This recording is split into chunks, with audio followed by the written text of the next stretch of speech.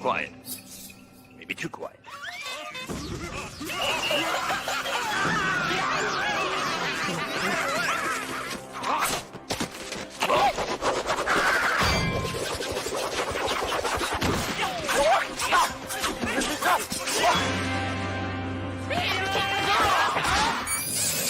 Uh-oh.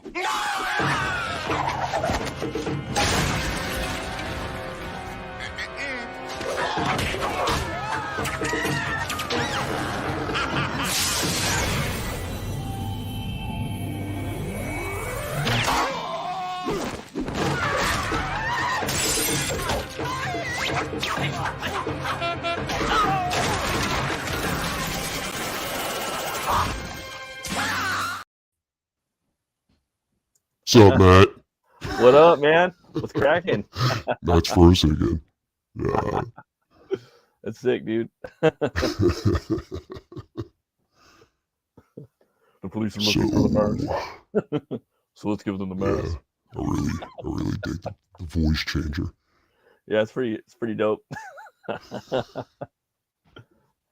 Hell yeah, man. How's everything going, man? It's been a couple weeks. It's going good. It's going good. I was a little under the weather. I could tell, man. I'm doing a little bit better now. Yeah, a little bit. I had some throat issues. Yeah. And how's all the students in the metal shop doing tonight? Well, it looks like Paulus Arts is doing pretty good. Ooh, Paulus Arts. Hail, my brother. Thanks for stopping by. So Iron Maiden is one of my all-time favorite bands. And I came into Iron Maiden on Live After Death, right? Like, that was the first album I ever came across with Maiden. That's and crazy. It was, dude, it was so crazy. I was like, I didn't even know artwork could be done like that. I'm saying, I was like, this is nuts, dude. I was like, right. who does work like that? Mm-hmm.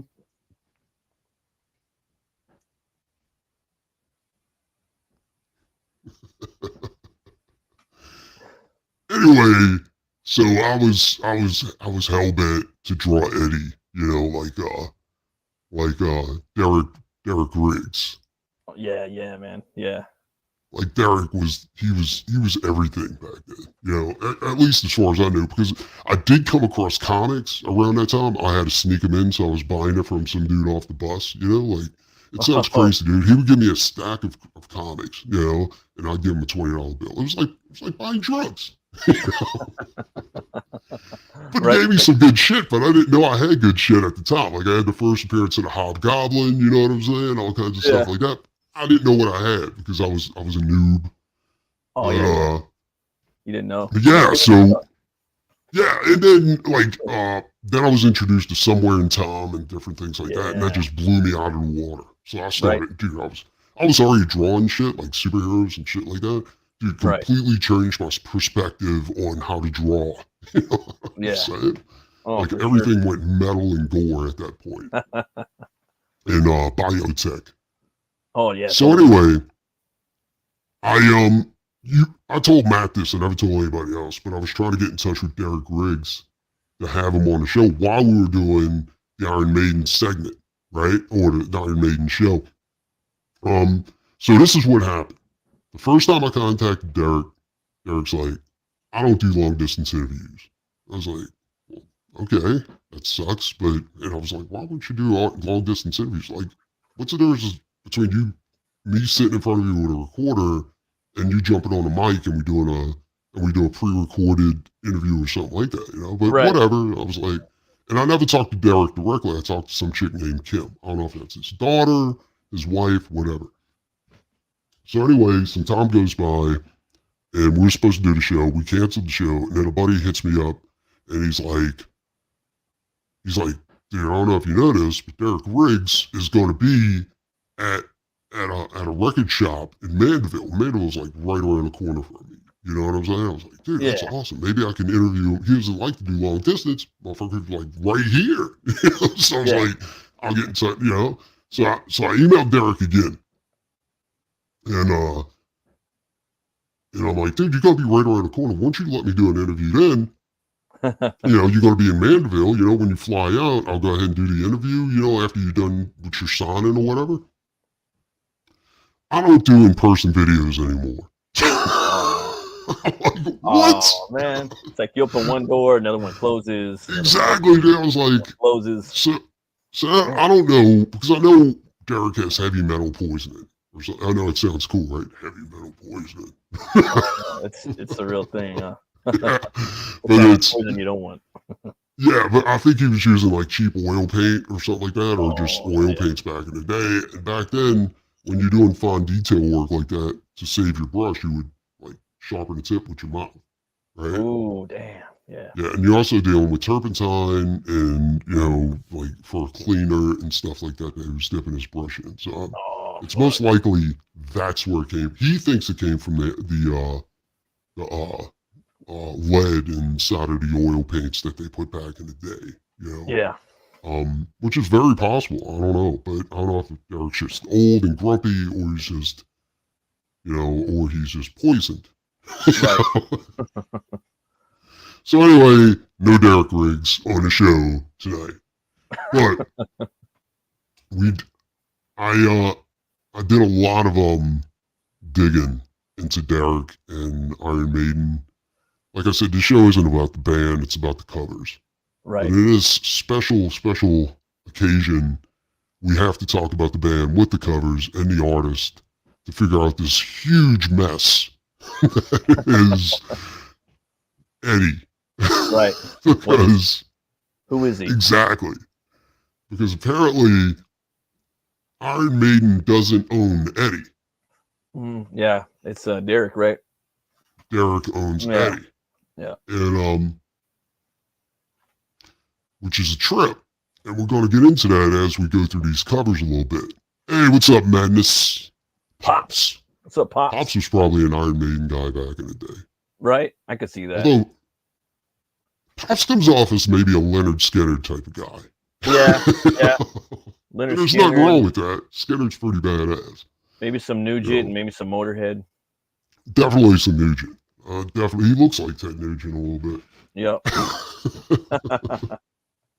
This is the earliest piece of Derek Riggs' Iron Maiden artwork I could find. And, dude, I really dig it because it looks so indie. You know what I'm saying? Like indie comics. But it's clean, too. It's like bowling. Yeah.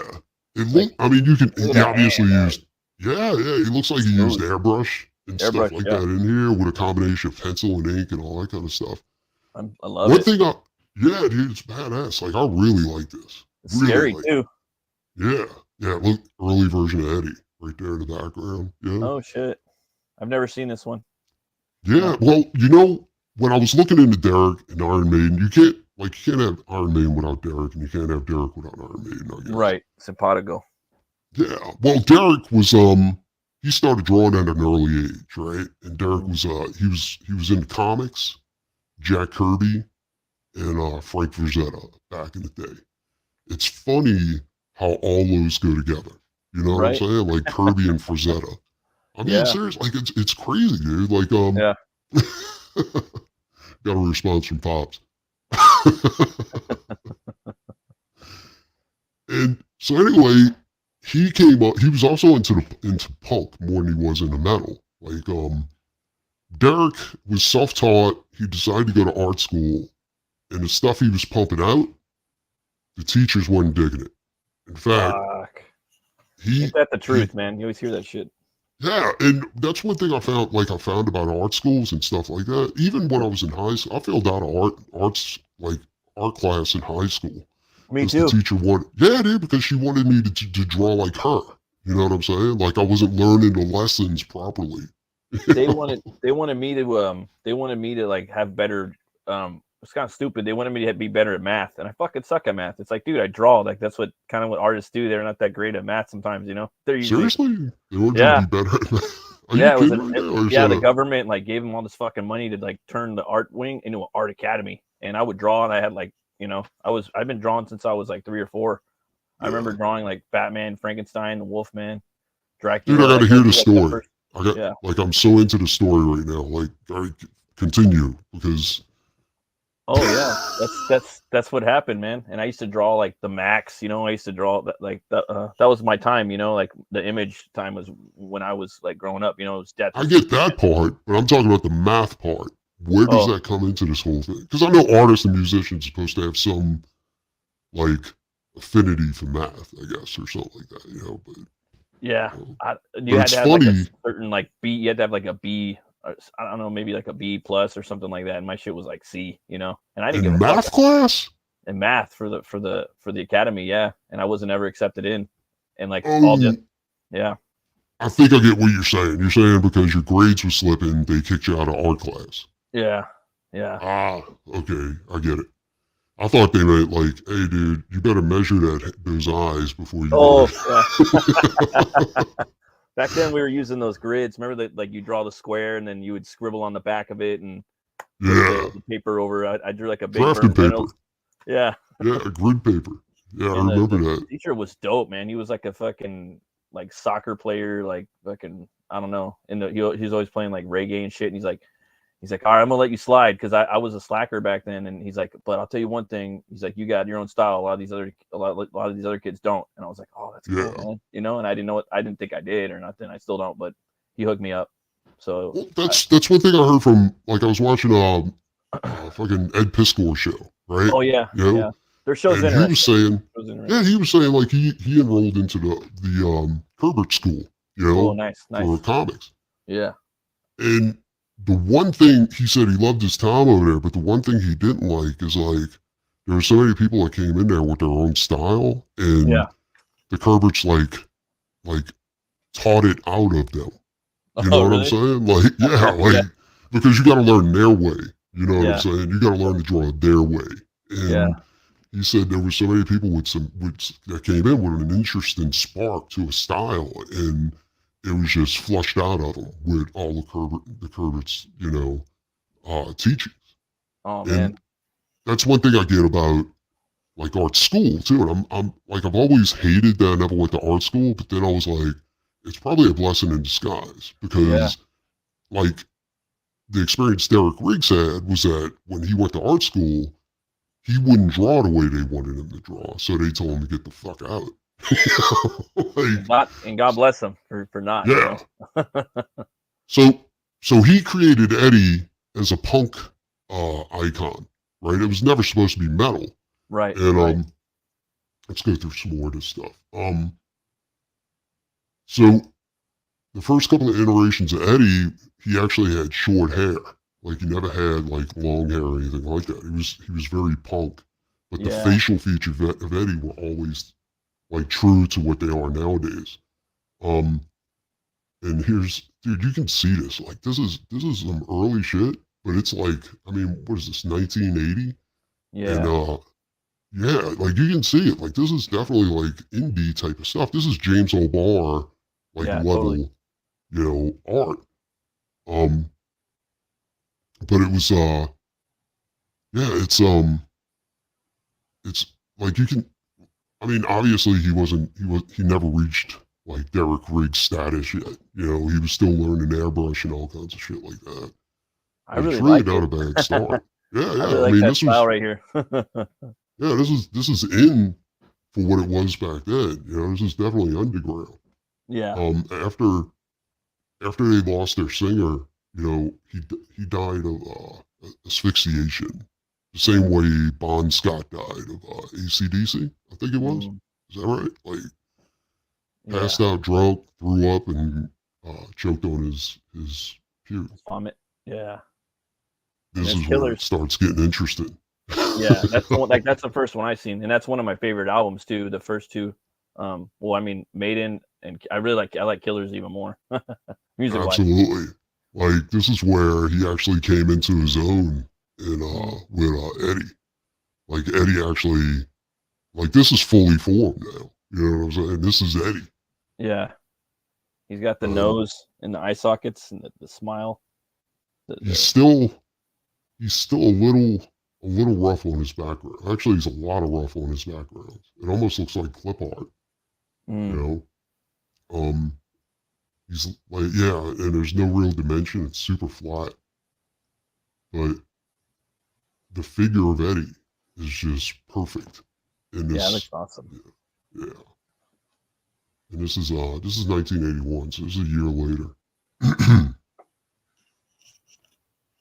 And I want to get the single. Usually I don't get the singles in a lot of concert albums in, but with Maiden, like they always had Derek on hand to go ahead and whip something out, you know, and Derek on the EPs and different things like that. Like it wasn't, you can see like he never really put a lot of work into those, or he had to rush through it Right. because it's not as good as the Killers cover. Like the backgrounds are kind of just airbrushed a bit. Oh yeah, it's just complete. I see where he was going with it, but it's just, and there's no, you know, like a lot of artists back then, at least in this era, they would do the frisket method, where they would cut a little piece, take it out, airbrush a little bit, cut a little piece. You know what I'm saying? Yeah. And it's a maddening process, but it looks like he freehanded this whole thing. You know? Ooh. Oh yeah, Ooh. Purgatory. That's pretty badass.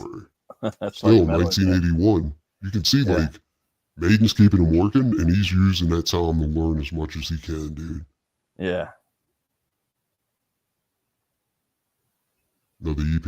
Now, I don't like this one so much, and the reason why is because you can tell like his women weren't really good back then. You know, little handsome in the face a bit. a little too handsome, a little thick of the neck. Yeah. You know? Yeah, a little Brock Lesnar-y. Yeah, definitely Brock Lesnar. Little spooky Eddie though. That was pretty. Yeah, you can see he's still learning. You know, Little Bernie in there. Kind of reminds me of Swamp Thing a little bit. The first issue, you know. This is maybe the worst one I've ever seen. But it's early. I mean, we're still in 1981. Like he's still whipping them out. Yeah.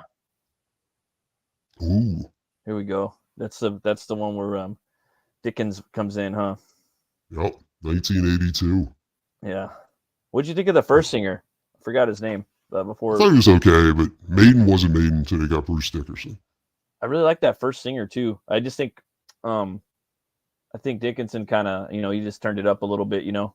But I really like that first singer a little bit. I liked like this. The only song I ever heard him on really was Wrathchild. You know, and like he made it extra creepy. You know what I'm saying? And it would have been interesting to see where Maiden would be at with the first singer. I can't remember his name. Yeah, it's something with a D, I think, or the D. I think it starts with a D. Paul Dion. I forgot the last name. Paul Dion something. Dion. Yeah, Diano or something. Something like that. that. I like Murders in the Rue Morgue, and Genghis Khan was a pretty dope song. Like, Genghis Khan, but Murders in the Rue Morgue, and just they kind of have more of like a punk rock feel vocally. He had more of a like a brutal. He brought brutality to Maiden, where in my opinion, like Dickerson brought more of a operatic. Yeah, opera. You know what I'm saying? Like 100%. Yeah.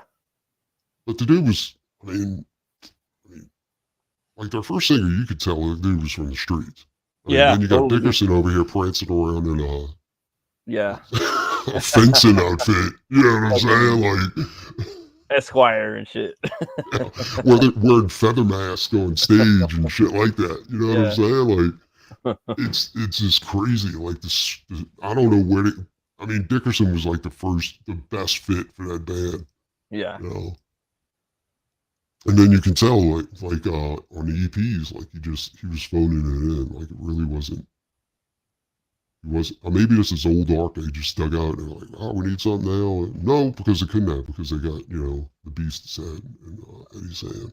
But at the same time too, it's like, well, I don't know. That's an EP right there. I was gonna say it is an EP, so maybe you just kind of, you know, I don't need to go full force on everything, but you got Run to the Hills. That's a single right there. I mean. And, and this is pretty iconic too. I remember they put this on T-shirts, all kinds of stuff. They're going full force on a song. I think that's interesting too. That like how he would do these works of art for just a fucking song, you know. And that's kind of like what bands are doing now in this age. They're doing one song at a time. Some bands are contemplating even doing albums anymore. They're just dropping one song every 4 months or so, you know? You know, I like that because they're not filling it up with filler. You Yeah. see what I'm saying? Like back in the day, you would buy an album Yeah. and you would all, like for me, I'd be so excited that I'd be like, all right, if I got the album, Yeah. because I'd hear it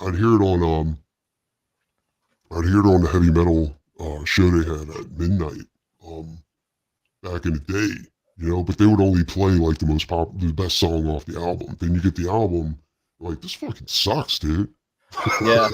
Yeah, I hear you. Like a lot of bands I like though, man. Like I like that album too, though. I like that immersive experience. You know what I mean? Like I'm like an album guy. Like I like to listen to the whole thing. You know. Well, I was spoiled, dude, because I was following bands like fucking like Iron Maiden, AC/DC, and shit like that. And Yeah. every song on those albums that those guys produced was like a fucking hit. You know what I'm saying? Like it was to me anyway.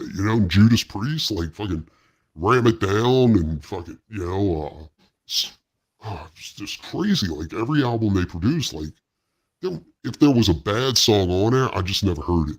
You know what I'm saying? Yeah. It's crazy, especially Iron Maiden.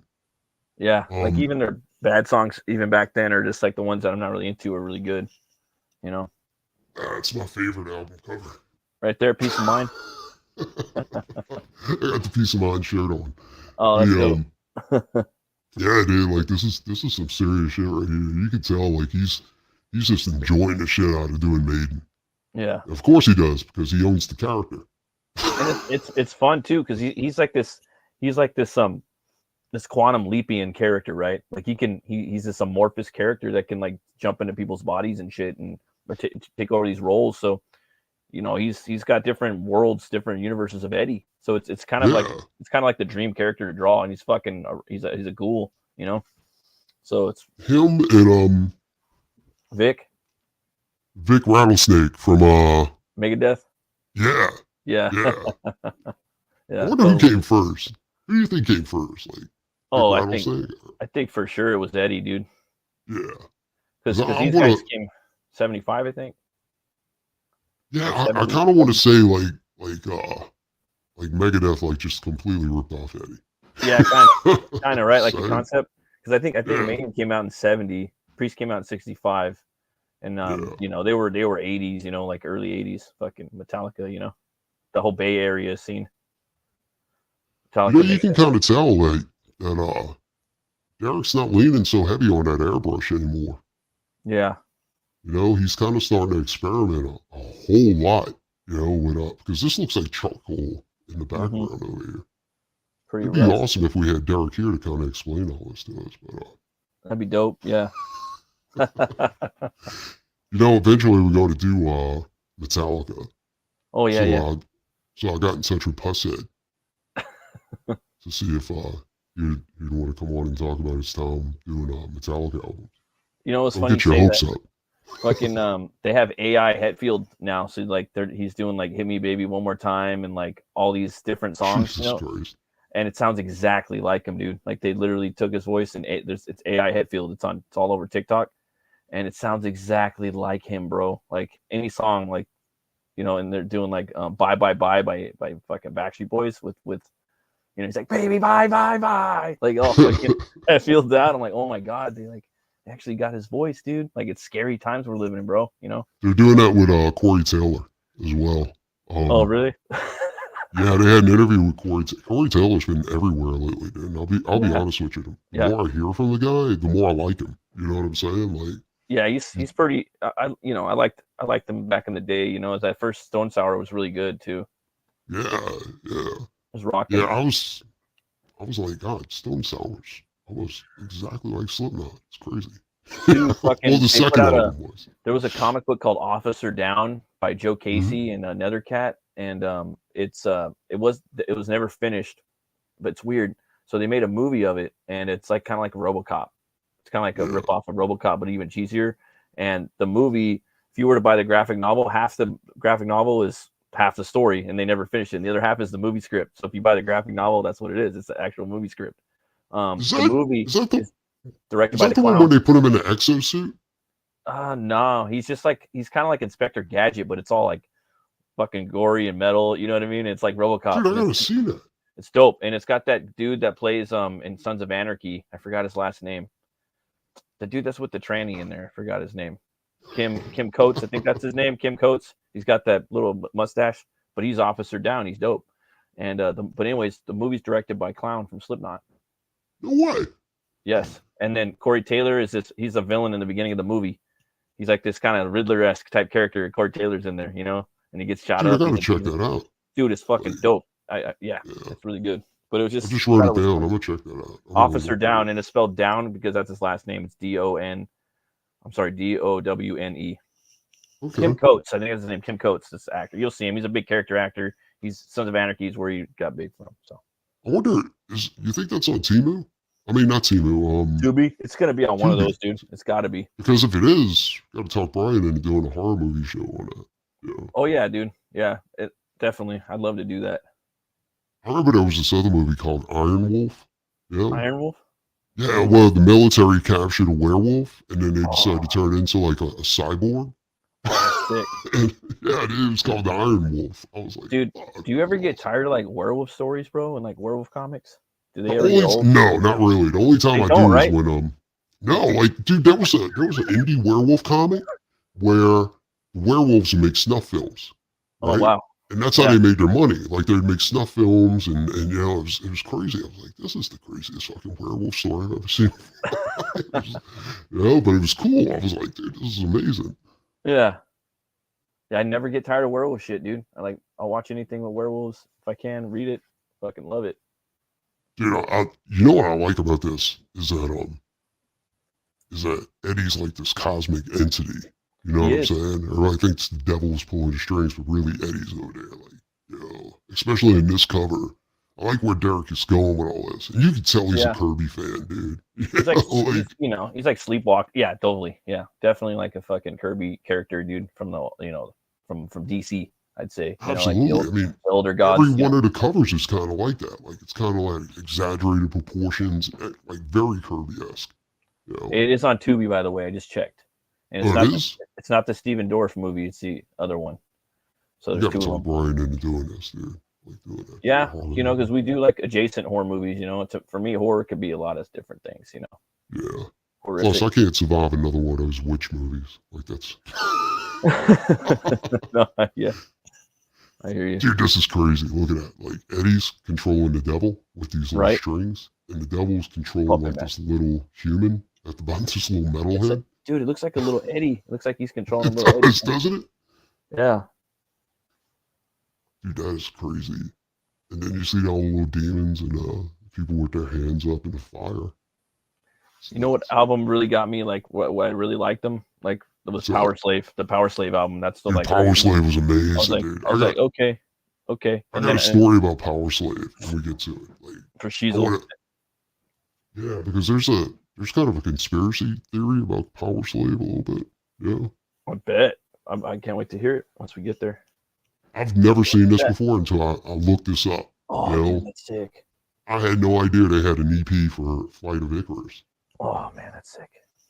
With Eddie with a blowtorch. That's dope, dude. And he looks like he's got some fucking bat wings, too. Yeah, it's fucking amazing, dude. Yeah, dude. It's great. They're not mechanical. It'd be better if they're mechanical bat. Oh, they are. Look. They're sticks put together. They're like definitely was Da Vincian. Yeah. Dude, that's fucking amazing. Shit. Screwed up. Hold on. Computer's been messing up a little bit lately. I think it might be time to retire or get a new one. I think I've had this one for like 10 years or something like that. Yeah. Yeah, we're there. The Trooper. The Trooper. It's a good beer too. They actually have a beer that I think I reviewed it one time. Really? Solid. Yeah, and they come out with different logos, dude. He does different beers. They had a Dio de las Muertes Eddie beer, dude, and it came in a coffin box, bro. And it came with two beers for 20. I think I got it for $14, dude. and I saved the coffin. I was like, oh, I really love Day of the Dead, like the whole idea behind it. You know, I think it's Oh, me fucking too, awesome. dude. When Just we went celebrating to, your loved ones. you You ever know, been to San Antonio no, man. I during Halloween? nah, I'd like to though. I want to get the fuck Dude, out there of was here. a show. No, there was a con that I did every year. The Oh, really? it was God damn it, I can't remember the name of. Oh, it was the damn it, I forgot. All right, whatever. Anyway, after the show, we'd go drink and walk around and go to the the Riverwalk. You know, in San Antonio, they got almost like a whole other city underneath the city, right? Oh, damn, it's crazy. And yeah, dude, and this show always takes place on Halloween weekend, you know? So when we finish with the show, we go out and there'd be Day of the Dead, like, what is it, not monuments, like, like little, what do witches have? It's, it's like Shrines, setups, right? like little shrines. Yeah, shrines, like all over the street where people put their Yeah, loved ones, and then they had people yeah. doing face painting, you know, where you get your face painted and all that kind of stuff. And dude, it was fucking amazing, dude. I was like, I can never get enough of that stuff. I'm really dude, fascinated by it. it's a whole celebration over there, right? Like it's a Yeah, whole thing. It's like Mardi Gras is to us in New Orleans, you know. And I'm yeah. like, dude, That's another thing I want to do is to go to New Orleans. The next Butch Cleaver book that I do, it has a we got a big place for you to Mardi. stay. Oh, really? Yeah, you stay at the house right here. Oh, with nice. us. Yeah. Hell yeah. I got an extra room. I'll bring all my kids too. We can just stuff everybody in there. I don't like kids. I don't. How many kids do you have anyway? I got I two. got 6. I got two. Oh, 2's not that bad. All right. Yeah, they're pretty well behaved too. I want to do a comparison real quick.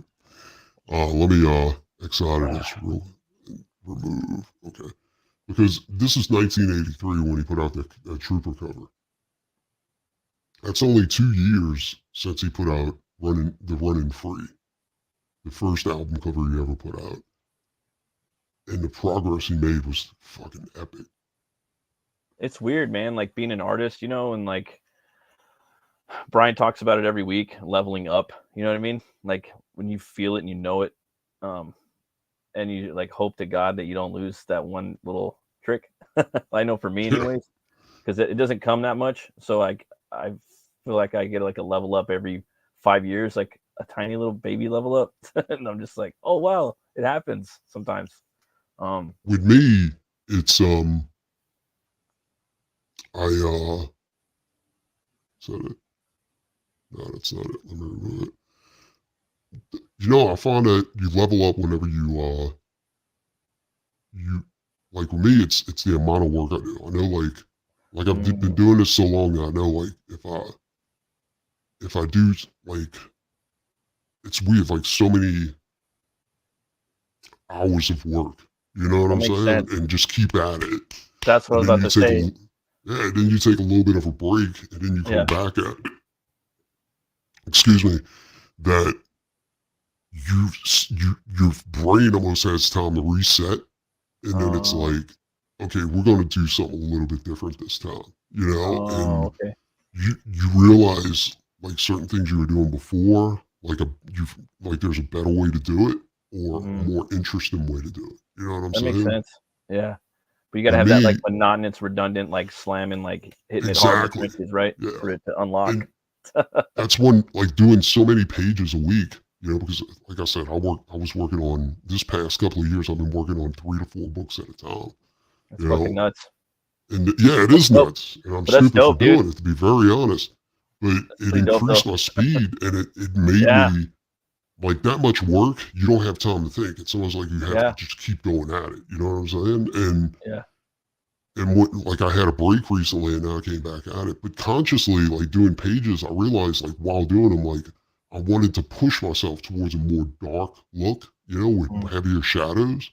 Yeah. And it was it was definitely a conscious type of thing. But once I stopped and I went back at it, I realized there was a better way to do it, you know.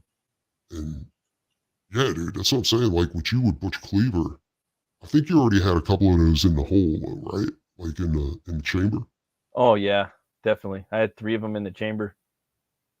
So the first book was 3, and then basically right when I launched my first book, I started working on the second graphic novel, you know. So I had a head Yeah. start. But if I could, my buddy Miguel, one of my best friends, he's like, you're gonna look at your book and you're gonna be like, hey, I want to fucking redo this. Wish I could go back and redo it. You're And now I'm like, definitely going to do that. and I'm like, oh man, I would like to do that, but I won't. I gotta keep just going forward and telling the story, you know. See, I And was just about to say that you won't, because I was thinking the same thing about the first Doc Salem. Like the only yeah, thing I change is I get somebody to edit it and go ahead and redo the dialogue, you know, and like fix all my spelling errors, but and grammar errors. But as far as the artwork itself, 2 things. Like I think your first book is going to be bad, yeah, but I think there's value in that. You know what I'm mm-hmm. saying? Like it makes it Yep, unique, you know, exactly. because if everything you do is like so like super badass, I mean, yeah, that's good, but you also want to see progress. Like, Yeah, do you have a copy of Rockabilly Road Trip, like the trade yeah. paperback? You see, like you see how bad it is in the beginning, right? I mean, I it's have the horrible. trade paperback. Well, I think it's good. It's just not you. You know what I mean? Like, But you see, like every chapter, it gets better and better and better until finally you get to the first issue of the new series, and it's like, oh, this is where yeah, all that was leading, you know? it's which is crazy, dude. Like, I don't know, man. Like you like, I don't know. You like went somewhere, dude, and came back like as a different artist altogether. Like it's different people.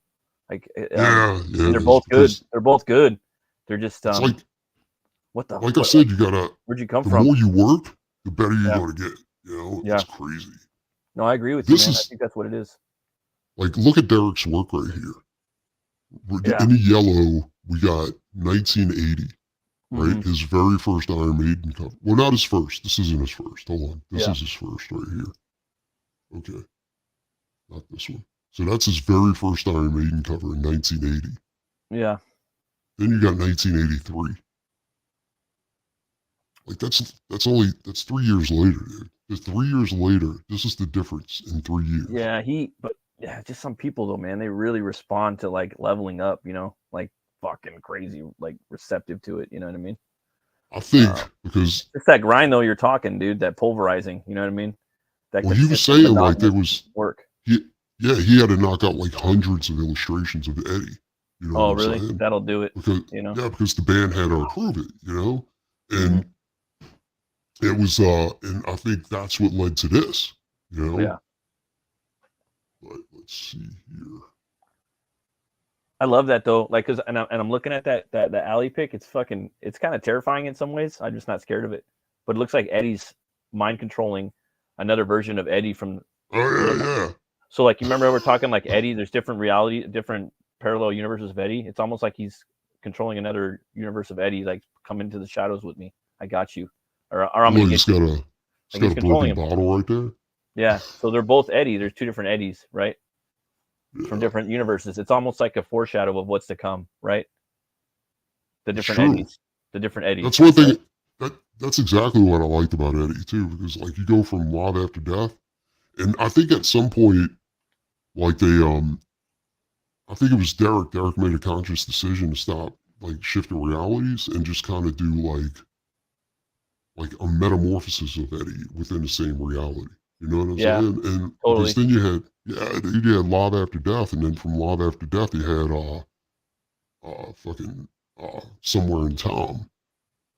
And for me, like I've been in a few bands, and I used to think that like that shit was cheesy, dude. Um, but later on in life, I was like, damn, dude, I fucking really love the whole like mascot, you know. Yeah, I will have like I would always have a mascot, dude, in my band. I think that's dope for branding. It's just cool, you know. Butch Um, Cleaver's the perfect mascot. Actually, yeah, no, I'm he'd be pretty serious. I'm fun. being He'd be dead pretty serious. fun. Yeah. It's just I don't know, The man. It's just great for branding, you know. Like, oh, I saw this thing on TikTok where fucking Eddie's coming up on stage. He looked like he was 10 feet tall, and Dickinson is shooting like a fucking flamethrower at him, dude. He's fighting him. dude, did Uh, you see the one? I'm gonna pull it up in a minute because I got Yeah. I got a video of all of Eddie's appearances on stage with Iron Maiden.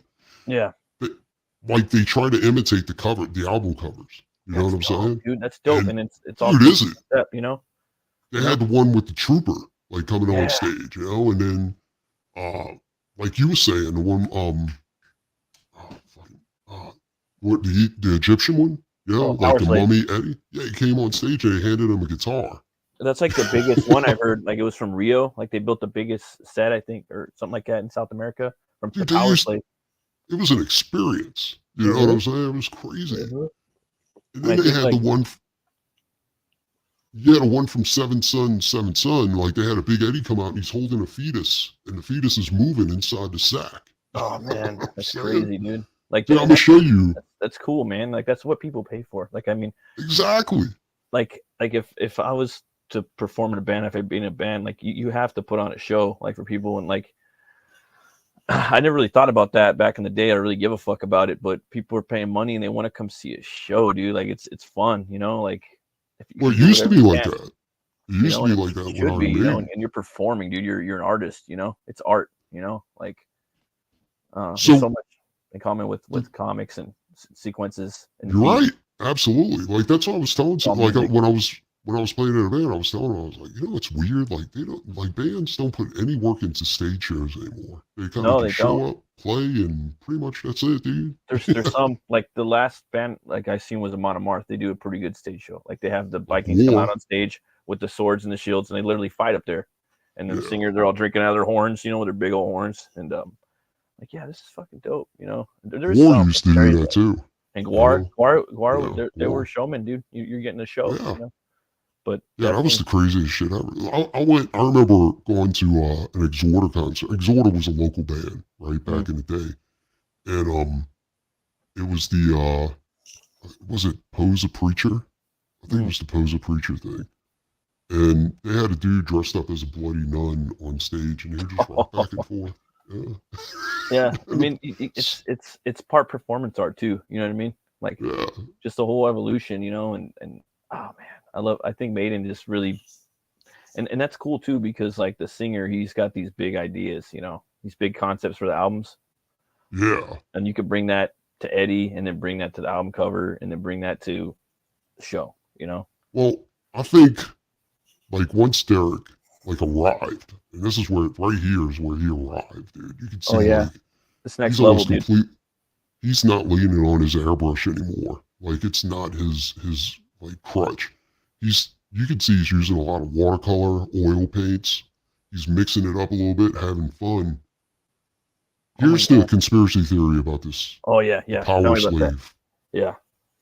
There's a conspiracy that goes that, and I could have swore I seen this once before when I was younger, that there's one illustration like this where it's got a stone that says Eden on it, like on the cup, like on the cover. It's plain, like right there. And dude, everybody used to tell me that in school. I was like, dude, I fucking seen that. You know, I was flipping through some albums at fucking, I think it was Walmart at the time, fucking Kmart, something like that. And they had, you remember back in the day when they put like parental guidance stickers on everything? Yeah, parental advisory. Yeah. Totally. Because everything's evil, you know what I'm saying? Yeah. And they had, like, I could have swore I flipped through the Power Slave out. I wasn't huge into Power Slave back then. I was more into the Trooper and shit like that, you know? Yeah. And when I flipped through it, I was like, I could swore I seen that, like Eden, like on here. Yeah. But, dude, that was the one and only time I ever seen that, you know? It's so weird that somebody told me that at school and I never seen it again. Now I've actually started doubting that I've ever seen it. It's like it's like the Mandela effect and shit. Exactly. Look at all the detail in there, man. That's like next level. That's what I'm saying. Like this is where he arrived, dude. Like he's not leaning on that airbrush anymore. That airbrush isn't a crutch anymore. You know? Look at this. He's starting to put a lot of symbolism into his works. Like you notice there's a bunch of birds over here, like in a certain formation. Yeah, there's but there's something there. none anywhere else like that. You know what I'm saying? Like, Yeah.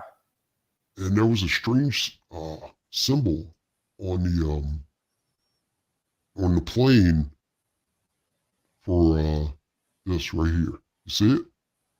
Now remember that symbol, Yeah. because I It think looks we're going like to see it again on Eddie's chest. it looks For, like a face, like 2 eyes and a nose, sort of. I don't know what it is, dude, but I'm telling that? you, like it's Like, some kind of weird. it Like looks it's like 2 circles, circle in the middle with an arrow going down and a line, right? it looks like a face, dude. Looks like a face too. You see the nose and the Yeah, eyes. like a I mean, horn coming out right here. yeah, like the But 2 check it eyes out, and the nose, like a big nose, kind of, pointing down dude. and a straight mouth. Remember that symbol. I'm telling you, it's going to show up again. Ooh, all hail the Squib Nation, King of the Squibs, right here, Squid Nation. up in the chat. What's up, dude? Well, cracks. Thanks All for stopping by.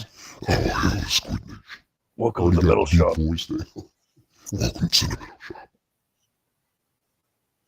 Derek's, you see, I think this is actually an old piece. I don't think this is new at all, dude. Because this is back when he was really leaning heavy on that airbrush. Yeah, that heavy metal van. Yeah. 2 minutes to midnight. Yeah, it just looks like they just slapped 2 minutes to midnight on there. Like it doesn't have anything to do with it. Oof. Whoa, There I you love go, that right cover. there. I haven't Yeah, seen this this is one. you never seen that one before? Mm-mm. This is the Live After Death album cover I was telling you about. This is my first exposure to Iron It's a Maiden. live album, right? Yeah. Yeah, I heard a When lot of you people open got it into up, this band because of this album. dude, you open this album up and it's nothing but pics from their stage show. That's You know, fucking where dope. Eddie's on stage and all kinds of shit like that. Like, imagine seeing that in this time, right? You open that up. I mean, actually, I don't have to tell you. I mean, you saw that probably, and you're like, "Fuck, I want to go to the shows," Yeah, dude. Well, when I opened it up and I'm like, dude, this is their stage show. I was like, fuck yeah, I want to go to that show. He reminds me of Brian Boland a little bit, and Fabry, Glenn Fabry. He kind of reminds me of him a little bit too. Yeah. That preacher artist. Yeah. I can see a little hint of Bisley in there. Not much. Little Bizzle. Maybe Horley. You know. I think Bisley might have took a little bit from Derek. We got to do a Bisley show too. The metal art of Bisley. Yeah. The metal art of Bisley. We could do a Bisley series on this show. Dude, There's different topics. I'm telling you. Danzig used Bisley for every album cover. There's different topics that Bisley hit with metal, I think. Probably 2 or 3. He did a bunch of album covers. Like he That's did what I mean, yeah. for a bunch of different bands though, right? Not just Danzig. Yeah, definitely. We'll have to check that out. We definitely got to do a deep dive on Bisley. But yeah, dude, like this was the one I was exposed to. And this saying right here. Oh, Lovecraft. Yeah, that is not dead, which can, you know, and I was reading it, I was like, dude, it's the same saying on fucking Ride the Lightning, like the Metallica song on Ride the Lightning. You know what I'm saying? Like everybody read Lovecraft. That's crazy, right? Yeah. I never pegged James Hetfield was for a big, Lovecraft, like a, Yeah, big one, huh? I think his parents were like big scientists. They're from here. They're from Downey. It's a town next over for me. They actually have his face. They have a big Hetfield painted on like an electrical box on the street next to a bus stop. That's badass. Yeah, it's airbrushed on there. Oh, I like this. This is cool as shit, dude. This is metal as fuck. Yeah. Oh, there's that symbol again. Yeah, that's the Iron Maiden symbol. And you notice the fucking face on the Yeah. Yeah, you noticed that too, huh? That's an Eddie. Yeah. Damn, I love the way the chrome looks. The metal, nice and shiny. Yeah. That's actually not that hard to execute, doing chrome like that. Really? Yeah, it's pretty easy. Actually, you can do that with ink and watercolor. I'll show it to you. Yeah, you got to show me that. You gave Eddie a good package too, right there. Yeah, this is my favorite album so far that I've heard from them. And I was what was it? They were saying that this is a big this is like Blade Runner brought to metal, you know. That's not the full album. It's like a cyberpunk, cyberpunk metal, dude. It came out like I think there's even parts of Blade Runner in the album, from my understanding. Yeah. right? Yeah, no, you're right. Like Absolutely. sound clips and shit. That's a There's cool that looking Eddie. civilian He's in Eddie's chest. kind of like Deathlockian. You know what I mean? Very Deathlockian. Yeah. Dude, I don't know where they came up with this, but I was like, dude, this fucking, maybe they've seen Terminator. You know, I don't know, but Derek did himself on this one. That's all Blade Runner right there. And Terminator. And this piece of art isn't that big. Like, he took a piece of paper about this big and did the whole thing, you know? And motherfucker was done on paper, you know? It looks like it's done with colored pencil a little bit, or I think he used, it's possible he used a bunch of different mediums, but I know for a fact he used oil paints and watercolor. He went down with his watercolors first and then went back with oils. And every piece of the cityscape means something. Yeah. That's like that old 1950s diner, I think, on the bottom between his legs. I think he's playing homage to that. You know, that common painting that you could buy anywhere where there's like a bunch of celebrities like James Dean and sometimes Marilyn Monroe like sitting in the corner like drinking like in a diner. Oh, absolutely. I remember that. Yeah. Yeah, there's a bunch of different variations of that painting. You know, they're all cool. And this genre, like in comics, is very popular cyberpunk right now. But it's weird. It seems like a lot of books they don't really nail it down. Their cyberpunk's really really clean. You know, like the cities are kind of, you don't really get to feel like the dirt and the grime and the sludge that is like Blade Runner and RoboCop. You know, and Terminator. Like, I don't know. No, you're right. Like the old school Marvel artists, when I was submitting, like a lot of those guys would tell me one thing, you know, and they kept hammering that into me. They're like, your panels don't look lived in. You know, and at first I was like, what the fuck are you talking about? What does that mean, lived in? You know what I'm saying? I'm like, I don't, and then I just couldn't understand what they were talking about, what they were saying. And then I talked to a buddy of mine, because they wouldn't tell you what lived in, they'd just be like, lived in, you know, lived in. I was like, no, I don't know what lived in means, you know, and a buddy of mine that worked for IDW, he told me, he said, nah, dude, he's like, look, all they mean is like, if you do like an alleyway, put like a McDonald's cup or some shit like that, like in there, and also put a couple of rats running around, you know, like rats, what you'd see in an alley, you know what I'm saying? Like, make sure you put trash all over the place, you know, and flies, you know, just make the environment react to itself, you know what I'm saying? Like, and yeah, and then I was like, lived in. I get it. Like if you're drawing a tower, you have like birds in the sky, like or the clouds like going through the tower or something like that, you know? And so that hits me every time I do something now. Like I'm like, gotta make it lived in. Right. Yeah, totally. 100%. A real world, right? Exactly. Like check this out in the background. It's fucking Power Slave. It's almost like you're going through the dimensions the further you go back from the city. Yeah. You got the Flight of Icarus up here. 2 Minutes to Midnight. Rhyme of the Ancient Mariner. Seafood Buffet. Just a bunch of lore, right? Yeah, it's like he referenced like almost every fucking song that they did. You know what I'm saying? I mean, if you look hard enough, you'll find it. And this is the album that you did for Six Gun Gorilla, the homage, right? Not this. No, I did the EP. The EP was Stranger in a Strange Land. Oh, okay. But yeah, like they cover up so much of the album cover. Like I need to find this poster because I need to hang that up in my office. Yeah, this is definitely my favorite album. I think this cover really encapsulates what cyberpunk is too. Like if you want to do this destroyed me as a kid. Like I was like, oh no. I was like, you can do this? I was like, this is amazing. Like I want to see this as a cartoon, bro. Like a cartoon, you know, like a dope ass cartoon.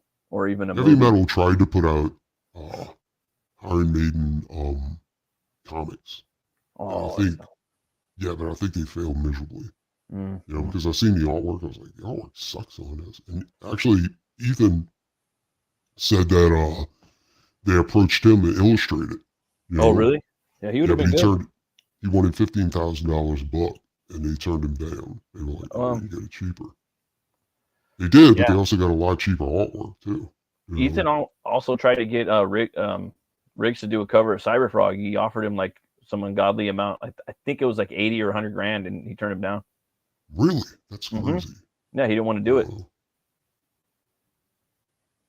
That was pretty dope. This is the one There I it did is. for 6 There we Dead go. Gorilla. Stranger in a Strange Land. This screams Clint Eastwood to me. Oh yeah, dude, totally. Yeah.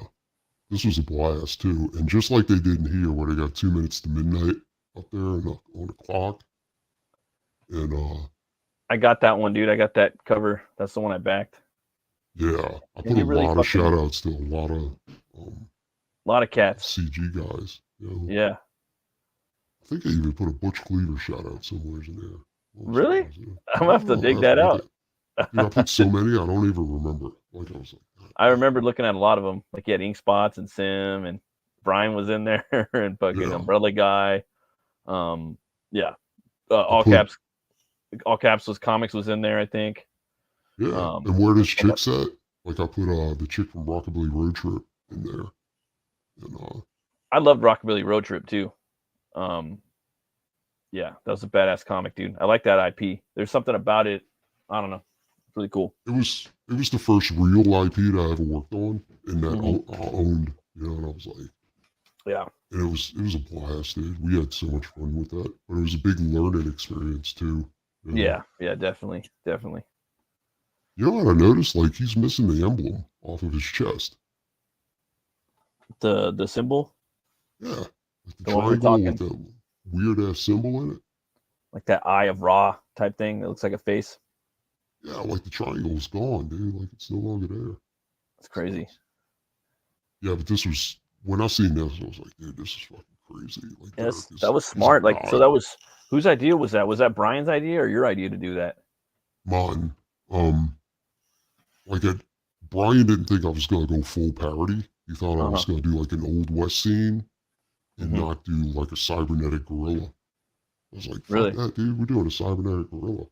You know? Right. Yeah, that this was was another. Yeah. This is awesome. that's crazy. It's not very complicated. Well, actually, it is because all this stuff had to be done by hand. He wasn't doing this in a computer. You know, Right. like all the type, everything. And this is probably one of the most subtle, complicated pieces he's done so far. Dude, I had this T-shirt. Really? Yeah. That's pretty metal. I to used- just punch it through some dude's head. Yeah, Cannot Play with Madness. This is one of my favorite ones, dude. It screws going through his cheek, all kinds of shit. Like they fucking tore this fucker up, dude. It's awesome.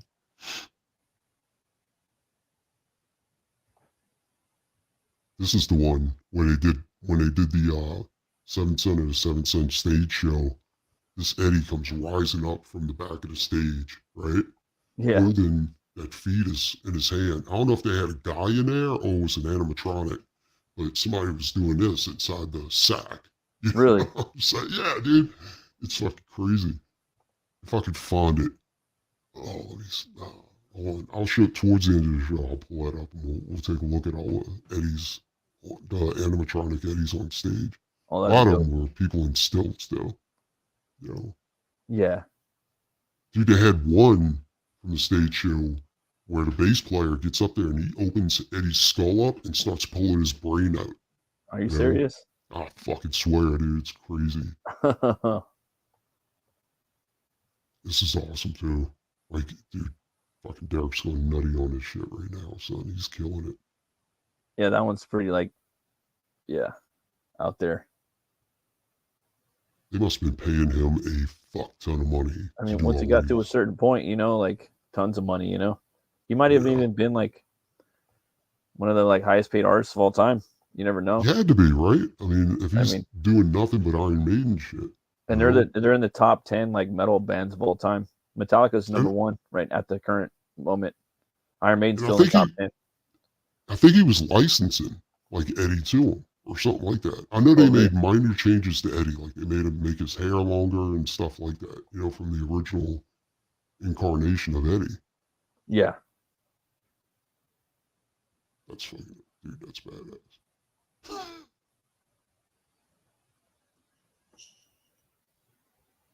Okay, so we're about to get into the where shit goes crazy between Derek Riggs and the band. This is almost like Killer's like resurgent. You know what I mean? Like he's paying homage to a Killer's vibe. Like it's down the street from Killer's. I don't know if that makes sense. I think they're doing a parody of Who Framed Roger Rabbit. Oh, really? Yeah, you see that's Jessica Rabbit. Oh shit. And oh yeah, yeah, it is her, huh? Oscar the Grouch over here. Oh yeah. It's just, I don't know, it's just a wicked, crazy ass version of Who Framed Roger Rabbit. I don't know who that is peeking in through the It's funny looking face, huh? Yeah, it's crazy. I don't know. All right, next. This is interesting. All right. This had to be one of his old pieces, dude. I cannot believe this is a modern That's like piece. John Cusack right there, dude. Yeah. Holding up the thing. This was put out in 1990 as Really? an EP. Yeah. So this isn't I suspect this is one of the hundreds of drawings he did back in the 80s. And he just whipped it out and put it out there. That's badass. So like that album, I noticed with his vocals, man, he really switched it up. He started sounding a little more like crazier, like a little more aggressive. He was doing some different shit with his voice. Iron Maiden started going off the rails on this one. And like this, he right sounded like he sounded like a little bit like Axl Rose a little bit, like in some spots. Yeah, really? Dickinson, yeah. And I know that they switched singers like an album or two after this. Yeah. And they were doing more like kind of like bar metal. I don't know if that makes sense. Kind of like biker metal. It does. Like, kind of type shit. You know what I mean? Like I was watching Razor Fist's show on Iron Maiden. Oh yeah, I seen that. Yeah, it's pretty cool. And the producers on some of those albums, like I don't know where they dug these guys up from, but one producer just like he never edited the album. He just took it right from the raw tracks and just put it on the album. I think that was the main guy. They got him every single time, and he never mastered their album for the most part. You know, I was just like, wow, that's fucking crazy. And I love this, dude. This is badass. But there was some things that I kind of liked about this album. A couple, so like it almost felt like he some of the songs that were just more down to earth, and his vocals were a little more rocky, a little more like in the bar. What up, Edwin? What up, Edwin? Just a little more down to earth, less epic, if that makes sense. No, I get it. Yeah, it's almost like they moved from progressive metal to like biker metal, like biker bar metal, a little bit more rock and rolly metal in some spots. I kind of lost interest in them around that point because I could see why Iron Maiden. I don't think they were good at it. You know what I'm saying? Nah, they're not meant for that. They're epic. Exactly. It was like when Metallica put out Saint Anger. Yeah. You know what I'm saying? I mean, at first I was like, yeah, it's not bad, but it's not Metallica. Yeah, totally, 100%. There's other bands doing this style of music way better. Yeah. In fact, Metallica actually went out and said that they went and watched other bands so that they can learn how to play that way. Okay. Here's where things go nuts. Yeah. Right? If you notice, Eddie doesn't look like Eddie anymore. No, he's like ghoulish and he's a tree. He's like. I suspect this might have been the last album cover Derek Riggs did for Iron Maiden. Right? Here's why. Derek, he was used to doing Eddie in a certain way. Like he loved doing them in epic poses, you know what I'm saying? In kind of a comic booky type of look. Right. Now, the guys in Maiden had a meeting and they decided they wanted to force Derek to do things in more of a pop horror genre, right? To mimic what was going on in media at the time. Okay. Derek didn't want to do that because he was like, no, that's not my style and that's not Eddie, you know? Right. And they were insistent that either Derek do Eddie in a horror, like pop horror way, Mm, or leave, right. right? Derek's like, fuck you guys, I'm taking my ball and I'm going home. Mhm. The thing is that because Derek owned Eddie, he owns the rights to Eddie, he was able to go ahead and still sell merchandise with Iron Maiden, the Iron Maiden album covers that he did before, right? So he made a ton of money off of just doing that. Nice. I suspect the deal he had with Maiden at that point was that they could do a version of Eddie, but not full on Eddie. You see what I'm Right. saying? Yeah, like As yeah. long as long as he can carry the Iron Maiden logo with Mhm. his you know, with the merchandise he was selling. It's crazy. This isn't Derek Riggs. It's crazy, right? Yeah. In fact, who is this? This is one of the guys that did Judas Priest album, Ram It Down. I would feel Again, weird like drawing Eddie. Like, I mean, I feel not weird, Derek Riggs. and it's like at the same time, it's like I need a paycheck. Yeah, exactly, right? Yeah, none of these are Derek Riggs. That doesn't look Um, like Eddie too, really that much. He looks I, like Eddie's abominable cousin, sort of. exactly. Like, and it goes further and further away from the look of Eddie. The I almost further, feel like, like it's not Eddie. They're like his cousins, right? Like no, they're yeah, exactly. doppelganger Eddie, and it's not Eddie traveling like through dimensions. Like, you know what I mean? It gets worse, dude. In fact, um, shit, what year is this? This is 1993. Like the art's Okay, cool and all, but it's just not Eddie. You know, it's kind I of a think weird this is, concept too. I don't know what I think this is Melvin Grant a that did real live this. one. Okay, like he's okay. Yeah, you see, it's gone further. It almost looks like Alistair the Fiend from Motley. Yeah. Motley Crue actually had a mascot. It was Alistair the Fiend, Oh and yeah, he kind yeah. of I looked like remember that. this. But it's drifting further and further from Derek Riggs's Eddie. Like, and Yeah, I think they kind of had to because Derek yeah. owns the rights, right? Right. I think this might be no, this isn't a Derek Riggs piece. This is Derek Riggs. But now we gotta but this is from Derek Riggs' own personal archives. This was Mm. never published as an Iron Maiden album cover or EP or anything like that. Okay, this is 1996. Okay, let's go to here.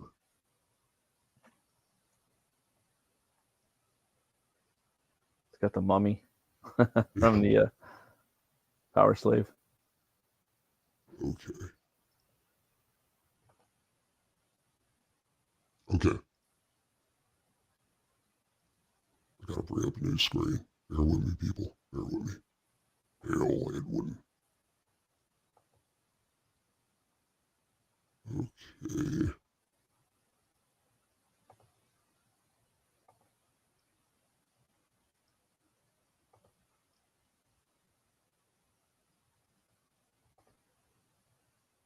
Okay. Here we go. So, this is 1994. This is after they broke, with Derek Riggs. I don't hate it. Yeah, it's still cool, but Yeah. It's just definitely not not. Maiden. It's not Maiden. It's something else. Yeah. And this is by Mark Wilkinson. Um, Mm-hmm. Oh, then and they then just this. started getting stupid. Now this looks like a like an artist I've seen him do like other work for I think different it's metal bands. claymation. Yeah, that's yeah. I mean, it's Eddie-esque, but not Eddie. You know, there's something the No. eyes. You know, yeah. And this is when they got the new singer too, man. Like, I really And you know, this is I'm my least talking about. favorite album, to be honest with you. Like, it's just really boring. Like I was having trouble listening Yeah. to it, and I heard like Razor is talking. You know, I'm like, we'll see. You know, I don't know about all that, and I'm just like, Oh, ooh. that's the. I was like, ooh, this shit's boring as fuck. Like I was just trying to skip through it because it was and the singer was cool. He's talented. It just the music was really boring. You know, it wasn't yeah. it wasn't catching me. It wasn't, you know. You know what this reminds me of? Did you see that movie? It's what's the name of that movie? Hold on, I got it. Let's see. It's Have you seen the cover for Demi Burgier's Puritanical Euphoric Misanthropia? no. Where it's got that lady's Can't even corpse. say It's that. just her torso. It's just her torso, a naked chick, and it's got all the shit attached to it. It's like the same lighting and color and everything. I'm like, damn, it's got to be the same guy, dude, the same artist, Probably is. But And it's probably their best album too by Demi Burgier. One of their best, if not their best. And dude, and yeah, this is the lighting. There's like a lot of bands though that had this look like during like the aughts, in the late 90s. So they got a new movie out, right? It's called Mad God. Did you see that one? No. So it's complete claymation, right? Oh, nice. And it's the weirdest, most fucked up movie I've ever seen, but it's so good. I'm saying, like, it's crazy, dude. And this reminds me of Mad God. Like everything here reminds me of Mad God. Damn, that's crazy. Like I said, like this looks more like Mephisto. You get to this, you're like, what the fuck is this? And it looks like he's like holding Spider-Man. Like if you look at it for a second, like exactly, yeah.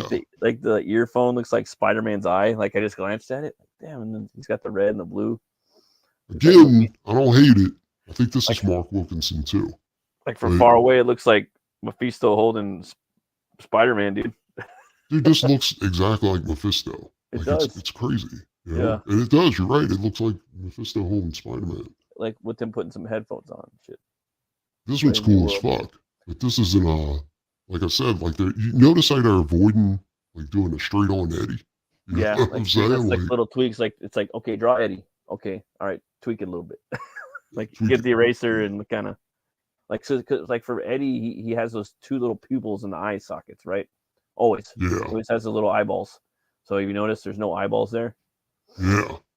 Little shit like that, You said that Bruce Dickinson left Iron Maiden at a certain point, and I remember that because he put out his for 2 albums, dude. Yeah. Yeah. And Bruce Dickinson hired Derek Riggs to do his album covers. Oh, really? Or I'm not sure if it's Tattoo. Maybe he did do it for Tattoo, and definitely for his second album because I guess Bruce always liked him. Oh, that's cool, dude. Rock in Rio, I remember that one. Yeah, this is probably the cheapest way to do an album. And look at the nose, dude. Look at the nose, right? Yeah, that's right. You're right. That's not an Eddie nose. Eddie has like a Swamp Thing nose, Yeah, it's like skin stretched across Yeah, actually, he has a nose. Eddie doesn't have a nose, Exactly. Yeah. You can definitely see the formation of a nose there. It's like, dude, that's a nose, bro. Where the fuck? Why the fuck? I don't even know what they were thinking here, dude. This is like the worst cover. This is the worst. I mean, this is fucking whatever. I don't even know what to say about this, dude. This is the worst cover on here tonight, in my humble opinion.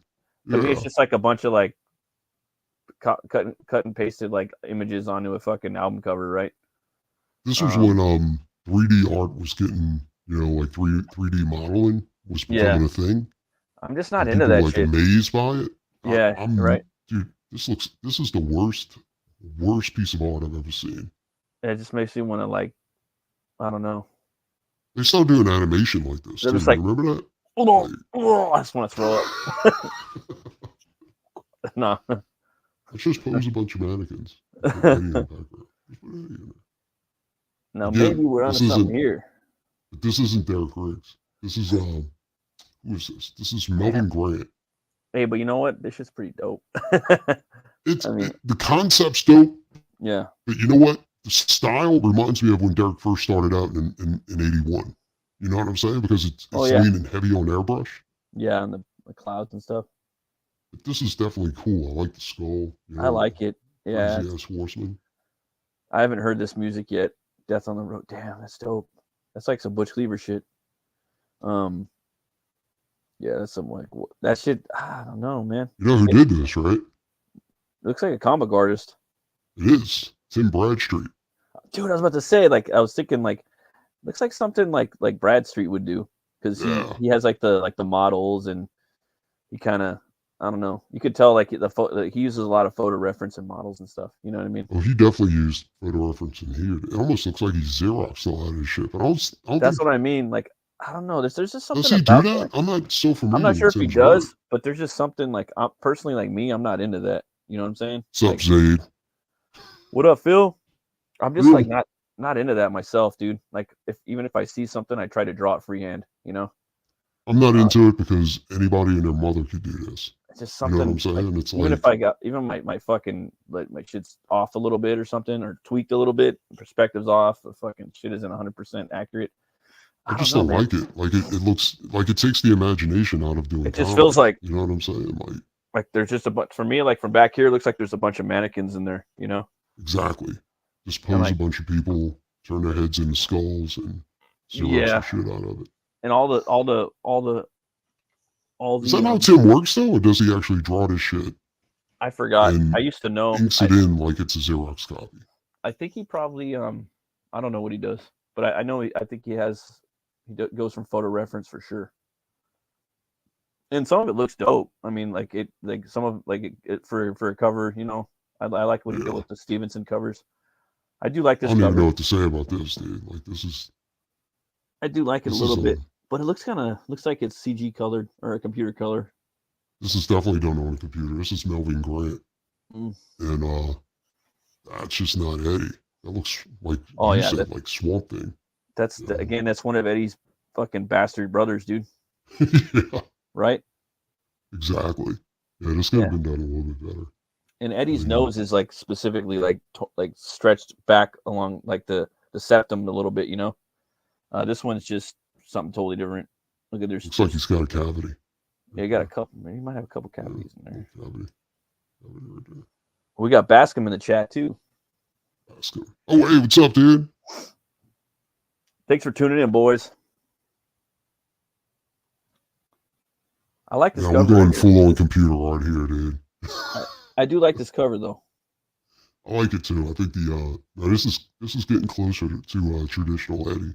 He's starting to look like Eddie now. See how the skin's stretched over the septum, you know? Again. This is Mark Wilkinson, the guy who did the Bat cover. I like where he's got the bolt holding his skull together. Yeah. I like that he put an arrowhead. It's almost like, hey, Riggs. No, let us do this cover and let us get Eddie in there. It's like a tribal Eddie, you know. It's just real basic, definitely. but I mean, if you're gonna go tribal with Eddie, you know what I mean. You're not. I mean, you're basically going down to primal. It's a primal This is definitely done on a computer. Eddie, so you don't really need too much in the background, I guess. You know, I still got to get around to this album though. I haven't listened to it yet. I heard this one. I've heard some of this one. Yeah, this one's dope. Yeah. And he looks a little more like Eddie too. They're probably like giving him. He's probably just taking a cut now. Like, hey, dude, you can use Eddie. You know what I mean? You get to a point where it's like, fuck it. You know? I'm tired. I'm tired of drawing Eddie at the moment. Give me some fucking cut the check. You know. I think that was the last one. This is the newest album right here, and then like they're doing a lot of prog metal. It's kind of boring, like from what I heard. It's weird. Like the last good album to me that Iron Maiden put out was Seventh Son and the Seventh Son. And a lot of people hated that album. I thought it was cool. I thought it was cool too. I thought it was badass, but I got up to like did not like them. I got up to where like they got the new singer, like the one that looked like Demi Borgir, the one we were talking about. That was the one I got up to, and I like, all right, dude, I'm not into this shit. I think Brave New World is when Dicklesworthy came back. You want to share my screen down here, dude? I think people need to see this, dude. I shared it a little while like earlier. Oh, no, that was a fun one. I still got that painting here. Are you sharing it right now? Or it's not showing anything, huh? Oh, it should be. It should be up. You don't see it? It's just not showing it on my end for some reason. Let me see. No, it's not showing it on my end either. Oh, that sucks, dude. This is weird. That's some weird shit, dude. Oh, right. Maybe it's your internet. Yeah, maybe, huh? I can share it on my end. Let me see here. I just think weird. I checked the stream. Like, there's a space where it's supposed to be. Yeah. It's just weird, huh? It's just not coming up, dude. I don't know what to say about that. That's weird. It's just fools are hating on us, dude. Yeah, dude, my internet over here has been fucking spotty as fuck. Me too. I My don't shit's know been what's weird the going on, last dude. week, bro. Like it's been good for like a year straight, and then all of a sudden it's like, get out of This here is with off topic, but did you hear that shit about October 4th? No, what's that? Like some crazy shit supposed to be happening on October 4th where the Oh government yeah, I pulls your think the phone wife and was your talking computer. about that, like turn off your phones and all this shit. Like they're gonna fucking do some EMP shit. You hear Yeah, about? I Is was that like, was that what you're what? talking about? Yeah, they're talking about doing a FEMA test or something like that. And I was like, and everybody's like, they're going to tap your phones. I was like, dude, if they want to do that, they can do it at any time. That's what I'm talking about. Like that's why I got a TikTok too. They're like, oh, the Chinese are gonna get in there. I'm like, dude, if they can fucking get in there, everybody could get in there. Anybody could like find your Yeah, house. why And wait shit. till October 4th? They could do it Yeah, anytime they wanted to. like my wife, you know, she could fucking find anybody in the world, and she doesn't know anything really about. You know what I'm talking? Like if she could do it, Yeah. so I don't give a fuck. Hey, dude, this is the shit right here, bro. Yeah, Fucking love this this one cover, came man. out pretty good, dude. No I really homo, dug dude. it. This shit's fucking dope. I love it. That's why I talked Brian into doing a. I told him it was going to happen. You know, I'm sorry, dude. It's going to happen. Like we're doing a gorilla in space, a cyber gorilla, and the next stock Salem he's going to show up. Dude, You that'll be know, sick, but bro. this was a blast, dude. In fact, me and Brian were talking. It was like we got to get a colorist for the new cover for Six Gun Gorilla. Mm-hmm. And I was like, no, dude, I'm going to paint that. Mm-hmm. Because I wasn't sure if he was going to paint. I was like, well, I was debating either to do it on comic board or do it on canvas, you know, Yeah. because to match this cover, right? Right. Because this cover was Dude, done on canvas. Yeah, it looks like that cover, dude. Like, I never even seen that cover before. Oh, it was a Until you blast, showed me, dude. I was like, "What the fuck, dude?" Like you nailed the ceiling light, the lighting from the ceiling. You fucking, it's the That was same room. easy. I Yeah, was like, it was. "Man, You know Uncle what it fucking was? Preston, dude, nailed that shit." I busted out my airbrush. Oh And yeah, it was, yeah, just kind of, and that's how they used to do it back in the day. They'd use an airbrush to go ahead and fill in certain things. I, my little I used to brother, airbrush automotives, you know, my so little this was, brother, and my brother-in-law. I don't know if I told you that. Like that's what they were doing a lot, you know. And I kind of missed out on an opportunity. I probably could have learned a little bit with them, you know. airbrushing? My little brother and my brother-in-law, they do Dude, it's a automotive. blast, dude, to do that kind of, and back in the day, you can make a lot of money. Nowadays, you don't make that much money doing it. Sucks. Yeah, it's so It's, beautiful. I always just loved the way it looked, you know, the smoking skulls and stuff. Like, damn, I'd love to learn how to do that.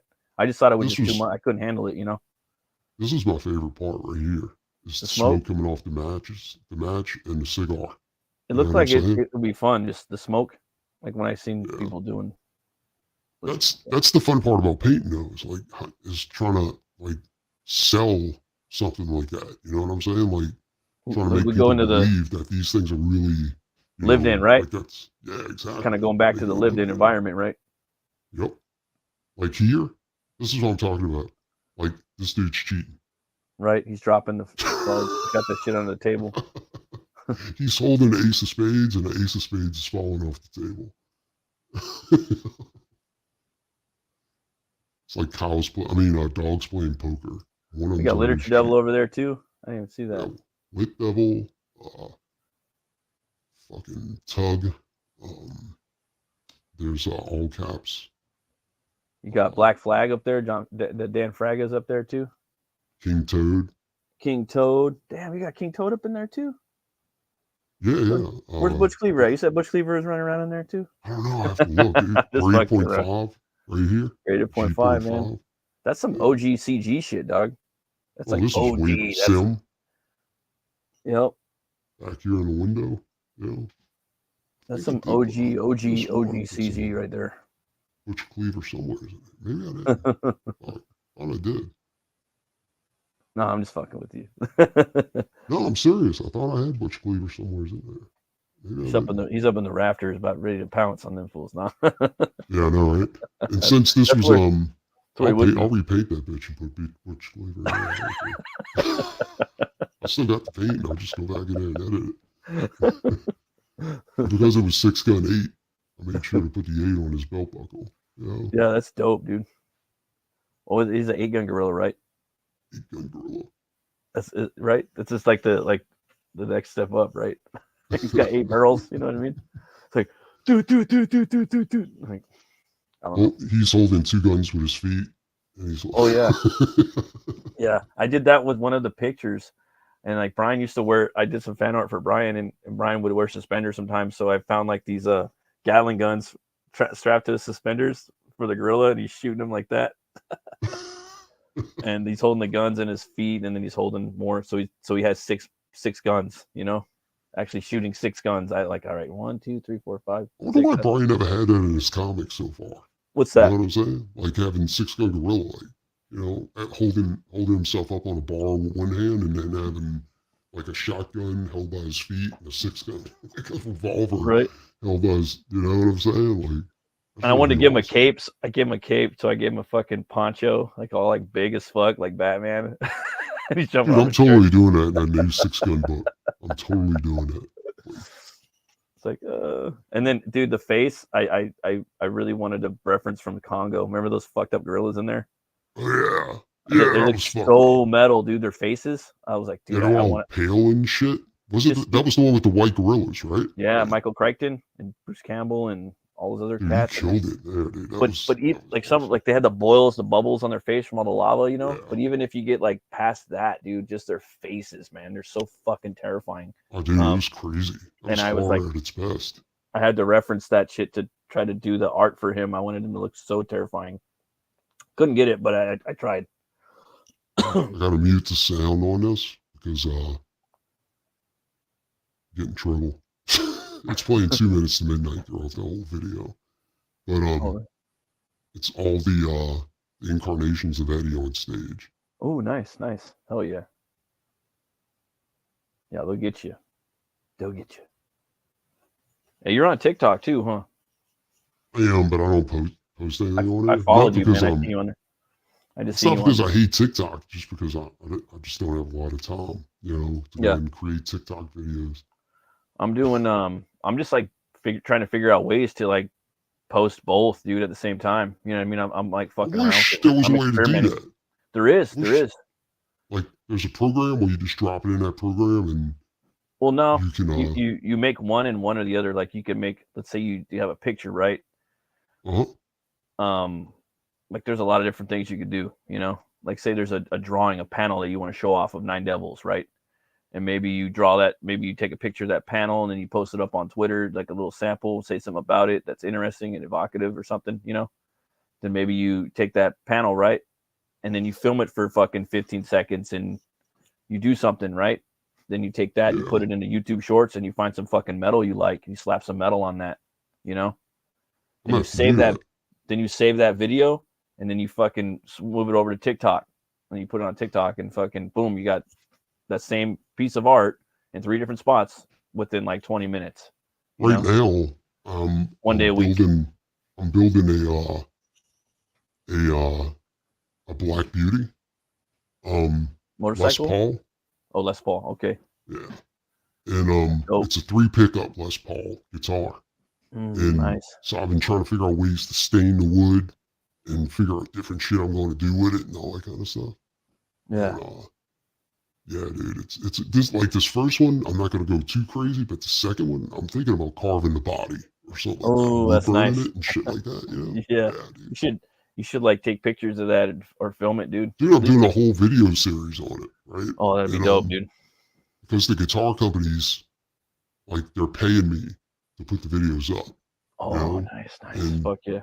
Guitar kits aren't that expensive, you know? It's like $150, something like that, you know? 170. So I was like, yeah, dude, I'll fucking do that. That'd be awesome. Hell yeah. And here, check this out.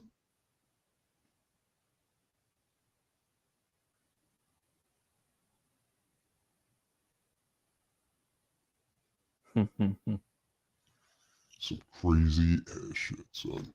Like, they put some money into these stage shows. Look at a brain lowering into his fucking cavity, his skull cavity.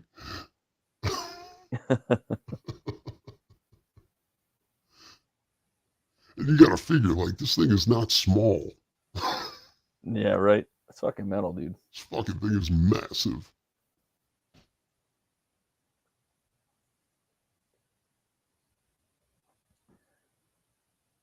It's getting electrocuted right there. Yeah, it's badass.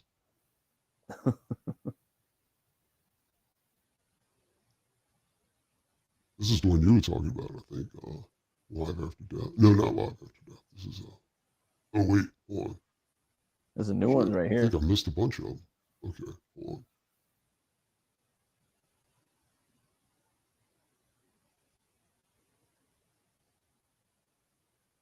on. Air guitar. Look at they get a little That's hatchet. racist. So racist. Trash it. That's racist. Tracist. Tracist. What's he doing? Dude, look at that. The tomb comes apart and fucking Eddie comes out. Big old Eddie, dude. This had to be back in the day. This looks kind of raw. Hmm. They look way too young to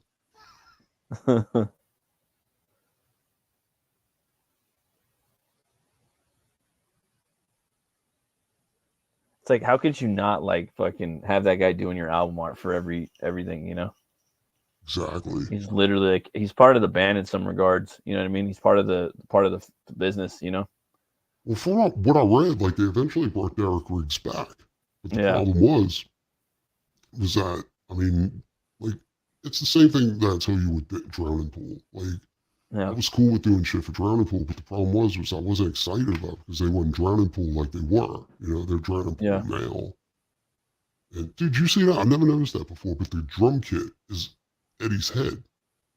No, I didn't notice that. Here, watch. You see it? Is it? No, it's not. That's my imagination. I'll just fucking put it on there. That'd be cool if it was, though. I know, right? This must be the peace of mind. See that? Yep. So he's Oh fighting. no, it was Bruce Dickerson. I thought it was the bass player that pulled his brain out. Yeah, Dickinson's always fighting him, dude. I saw him shooting yeah, that's pretty cool.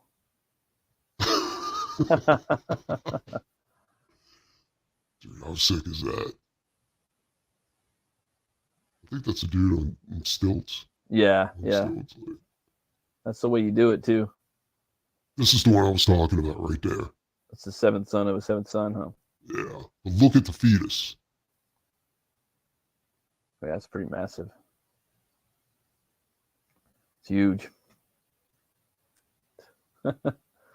Motherfuckers looking around at people, all kinds of crazy shit. Dude, I don't know what they do with these props after they're done with them, but, you know, I got a backyard. Right? Perfect for Halloween, man. You're going to win the championship. Scariest house on the block. Yeah.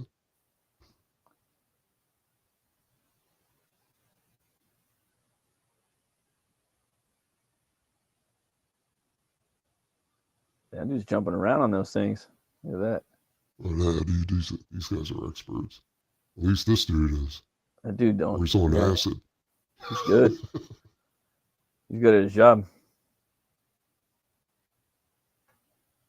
This has to be the worst Eddie on stage. Like, that's the one. What is it? Mind, Piece of Mind right there, right? Yeah.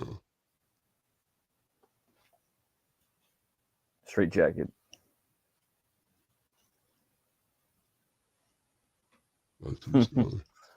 Some dude was trying to blast him right there. That's fucking sick.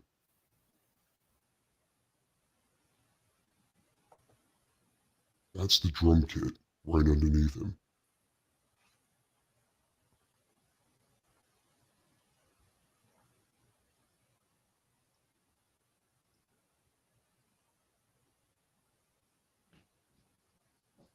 Looking like Dracula right there. What was this one? This was like some gothic British shit, you know. No, this was done as an EP for one of the songs off of Seventh Son of the Seventh Son. I can't remember which one it was. They're always trying to give him the guitar. They're like, hey, dude, play. Go for it.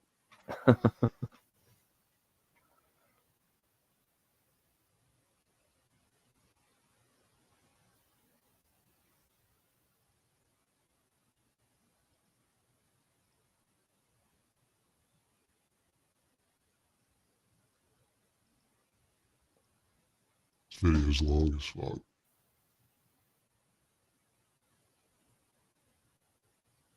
Like in one of their stage shows, like this isn't gonna show it. They made the whole pyramid from what was it? It was Power Slave. Power Slave. Yeah, That's awesome. And Bruce Dickinson, yeah, he goes up to the top of the pyramid and he comes out and he's singing, you know, with that fucking feather mask. And I'm like, Jesus, how big was this goddamn auditorium? Yeah. That dude has his like pilot's license. I think he flies him around in like a big old forgot the name of the plane, dude. He worked for a airline. He was flying like 747s and shit like that, international. And they were like, why do you do this? And he was like, well, Iron Maiden doesn't pay all the bills. You know? Yeah. But I guess it doesn't when you actually own the jet, too. Mm-hmm. Yeah, like he was flying. There was an Iron Maiden. I think there was an Iron Maiden 747, dude. Was there? I think it was, yeah, dude. And I think he was flying it around like with the band on it. Don't piss the singer off. Yeah, I was like, that's fucking dope, dude. Stagehand comes out and gives him a guitar. Check this out. That dude is pretty dope. That Eddie. We look at there's a somewhere in Tom Eddie. Yeah, that's my favorite. Even though this looks dorky as fuck, I still like it. Yeah, he's like Deathlock and shit. They never made a cool Deathlock movie, man. No. They had like a whack one, like on TV, like on the Agents of S.H.I.E.L.D. So stupid. Yeah, but that's the one thing I had a problem with that. Is like the only one they got right was Ghost Rider. Oh, Ghost Rider was decent. Yeah, he was a lot like the modern one, right? Robbie Reyes. Yeah, Robbie Reyes. And to be honest, I don't hate Robbie Reyes as Ghost Rider. I don't dig it. Did you read that comic book series? I did. Oh, did you like the art in there? I did. Dude, I love that artist. He was a big influence on me. Trad Moore. Yeah, he actually worked overseas for a long time. The only thing I didn't like his art on the Silver Surfer. So I never got to that. You know what's weird, dude? You know what's fucking weird? Is that like I'm not really into his art anymore. Like I'm not really into Silver Surfer that much. Black and I think he did another book, but when he did that, I really liked it a lot. Like I was really into it, dude. And then he also did the Luther Strode series. Did you ever pick that up? Luther Strode. That was Trad Moore's, like that was his book that he did, his indie book. It was a trilogy. I never I don't collect like mainstream stuff anymore. You know what I'm saying? Like the last thing I actually collected was like a Thor miniseries where Thor became Herald the Galactus or something like that. You will love Luther Strode. It was good? It's so fucking good. I got the trilogy. The action is just over the top. Like the way he does action. I mean, obviously it's manga inspired, but it's so fucking good. But yeah, that's his best work, dude. And it's like, you remember like in like comic books back in the day, they would have like that buff dude in there where you would like mail away to like learn how to lift weights. Yeah. Well, basically that's the whole like concept of it. Like there's this kid named Luther Strode that he mails away and like does the thing, and he gets all buff and he learns how to fight, and he kills all the bullies at school and rips the guts out and and then there's part of this like crazy like fraternity of like assassins that are coming down, and the main guy is Jack the Ripper and he's trying to kill him, you know. And there's this dude called the Librarian that's has to fight him, and it's crazy. And then in the second book, he's still doing the thing. And the second book, he's buff. He's like twice the size. He's huge, and he's got this like mask like Darkman and long blonde hair. You know, he's got his shit all taped up, and then he's fighting all these bikers. You know, I was like, dude, I'll have to check that out, dude. Fuck. I'll be honest, like the main thing I hated about his work on Silver Surfer was like he doesn't.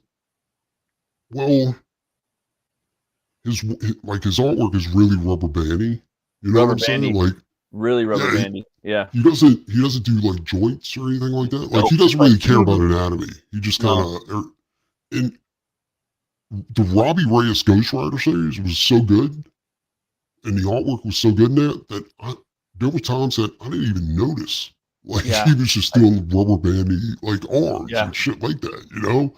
Oh yeah, dude. Yeah. So cool.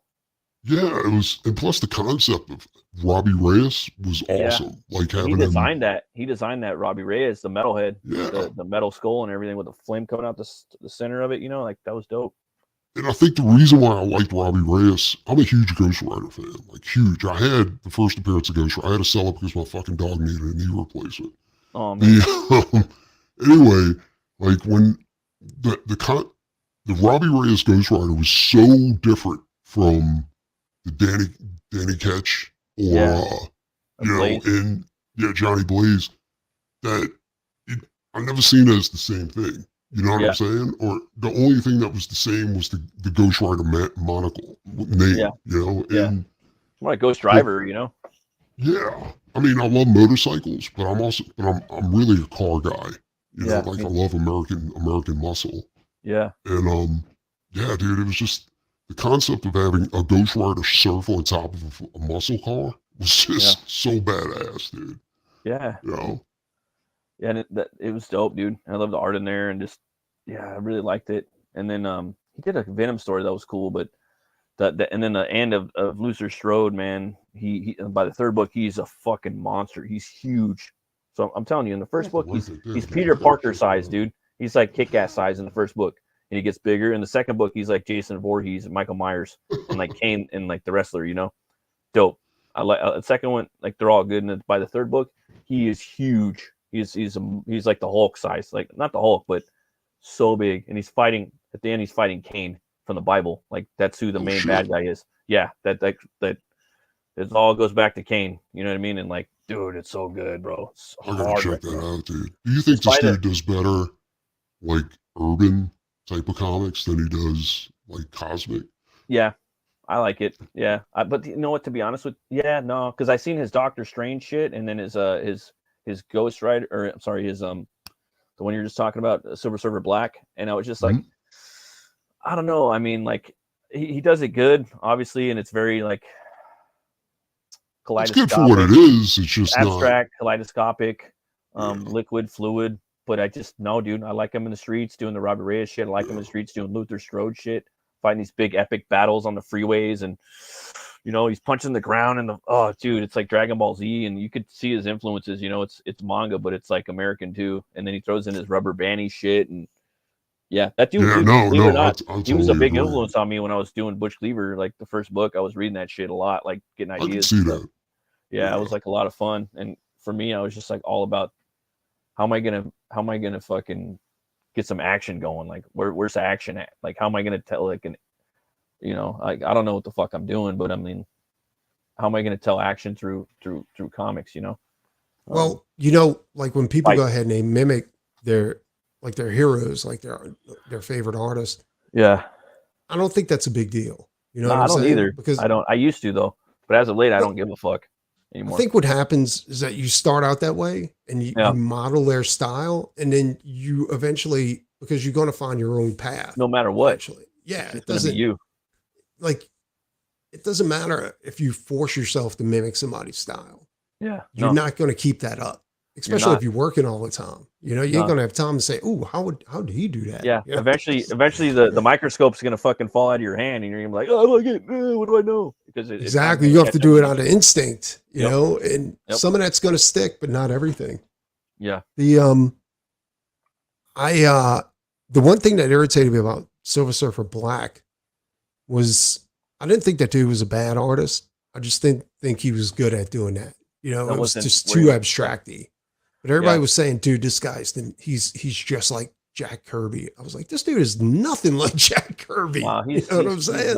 He's like very his style. They were comparing his style to Jack Kirby's. I was like, this dude is nowhere near Jack Kirby. You know, Jack had like a blocky.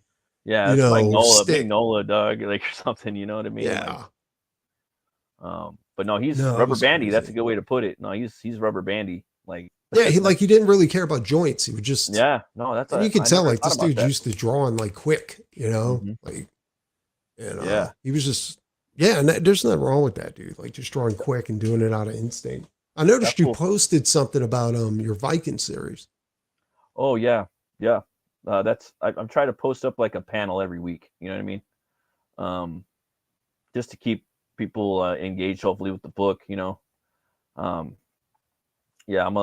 just like I'm alive. You know, like the book's gonna hopefully come out within a year or so, but it's just it's a lot of work. You know, like 40 Yeah, pages. that's actually a good idea.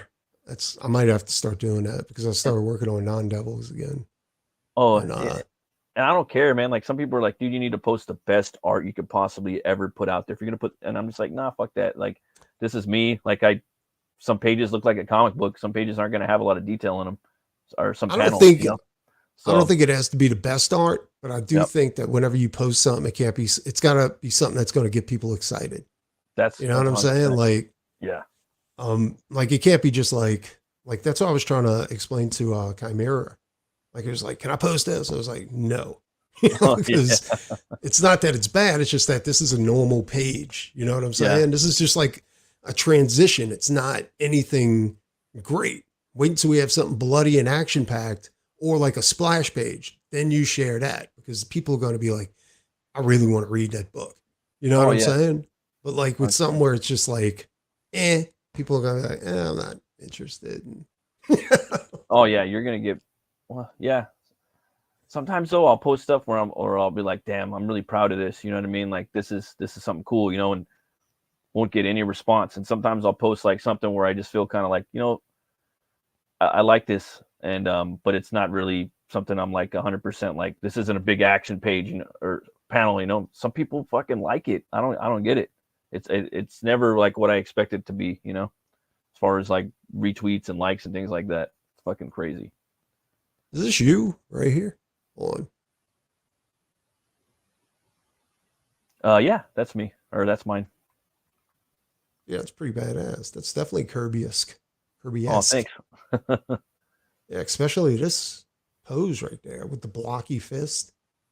Yeah, I like big fists, dude. I don't know what it is. I just there's something about it. If I ever can get in there and do that, I like drawing a big ass hand. Just like a big fist coming at you, you know. Yeah, I'm definitely seeing a little bit of Kirby in there and a little bit of Frank Miller.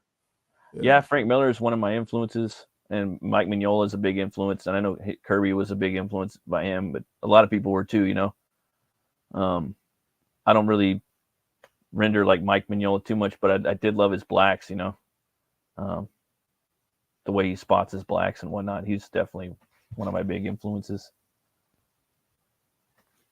Is this a Butch Cleaver thing, or is it oh wait 1 sec, let me show it to you before you can. That no, that was Aaron Lopresti's Wraith of God. That was a art contest, and for my work, I usually like to have the main protagonist fucking a lot of people up at the same time, or just like in the shit, like always in the shit. That's just how am I going to put this character in the middle of a battle? You know what I mean? Taking on multiple people. And yet too, have I had someone tell me, hey, my character couldn't take on that many people. You're fucked up. No, you're tripping. You made him too badass or something. You know what I mean? So that's, you know, so I wanted to, you know, stop making my character awesome. So that's just the way I see things. I want a character fucking people up. No, dude, I'm the same way. I think brutality is the way to go. You know, and I tried to tell a story with one picture as much as possible. You know what I mean? Like, well, what's this hand telling and what's this foot telling? And, you know, I don't know. I don't know what I'm doing. I'm just trying. I think you got it. Trying to find some more of your shit. Put up here. So we can poke fun. No, I'm kidding. Yeah, no, poke away. No, I think it's badass, dude. I think you've like made some huge strides. You think so? Yeah. Have you been studying Kirby's work, or you are or Miller? No, not really. Miller? No. I mean, Miller's just always in my head. He's just like cataloged in my head. You know what I mean? But yeah. I think that's Rob Liefeld legs right there. Oh, that's not mine. That's Peter DeLuca. Oh, okay. I thought that was you. That looks pretty dope though. Yeah.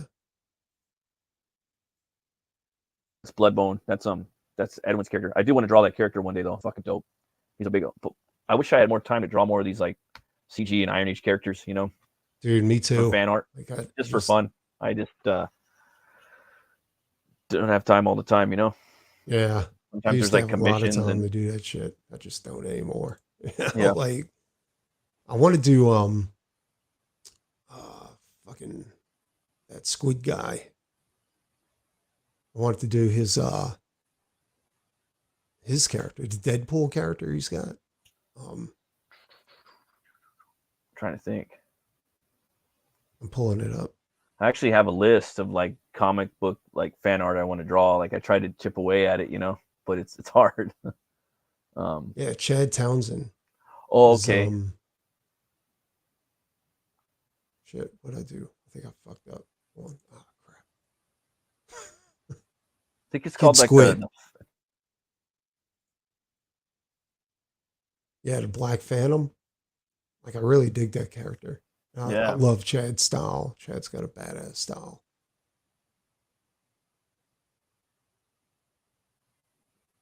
Chad's I met Chad a long time ago at a con.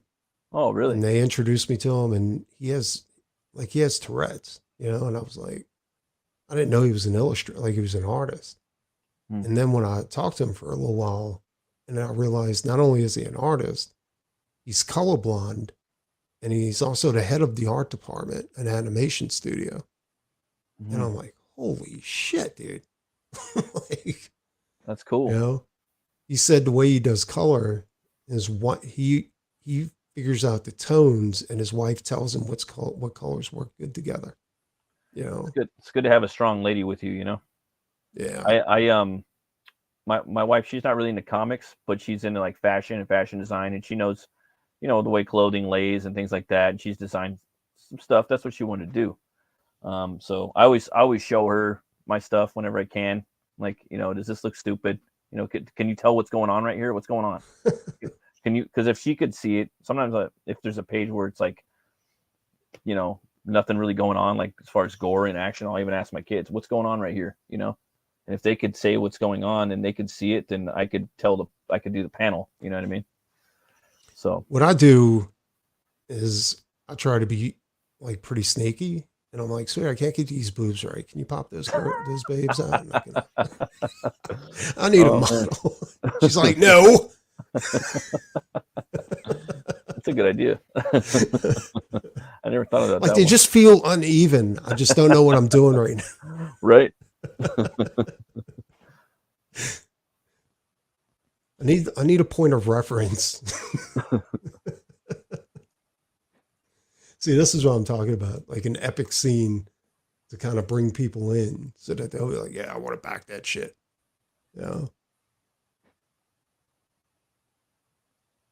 Oh, yeah. Yeah, that one was fun. Yeah, Are you gonna like hint to Butch Cleaver somewhere in here? It's in the same universe, but it's this book takes place in the 90s, solely in the 90s. I don't say when in the 90s because I just don't like doing that in my books. Like I'll say the 1800s or this is the 1990s. Butch Cleaver's in the 1800s sometime. Okay. And yeah, this is at a bar in Death Valley, and he has to go up against the Death Valley Droggers. It's a biker group, and that's like the first few pages of the book. And it's well, you have to see the panels up before this. It's pretty fun. I'm always trying to think apocalyptic, or is it? Oh, this so this story right here is Hell War, and that's him right there. That's Bert Hell War, and basically he's a bounty hunter for Hell, the goddess of Hell. In my story, her name is Hell Nora, and he's been serving her for thousands of years, however long it was, and this is after Ragnarok. So basically, what if Ragnarok happened in our time? Like the world is kind of basically it's the same as it is now, but Ragnarok happened, dude.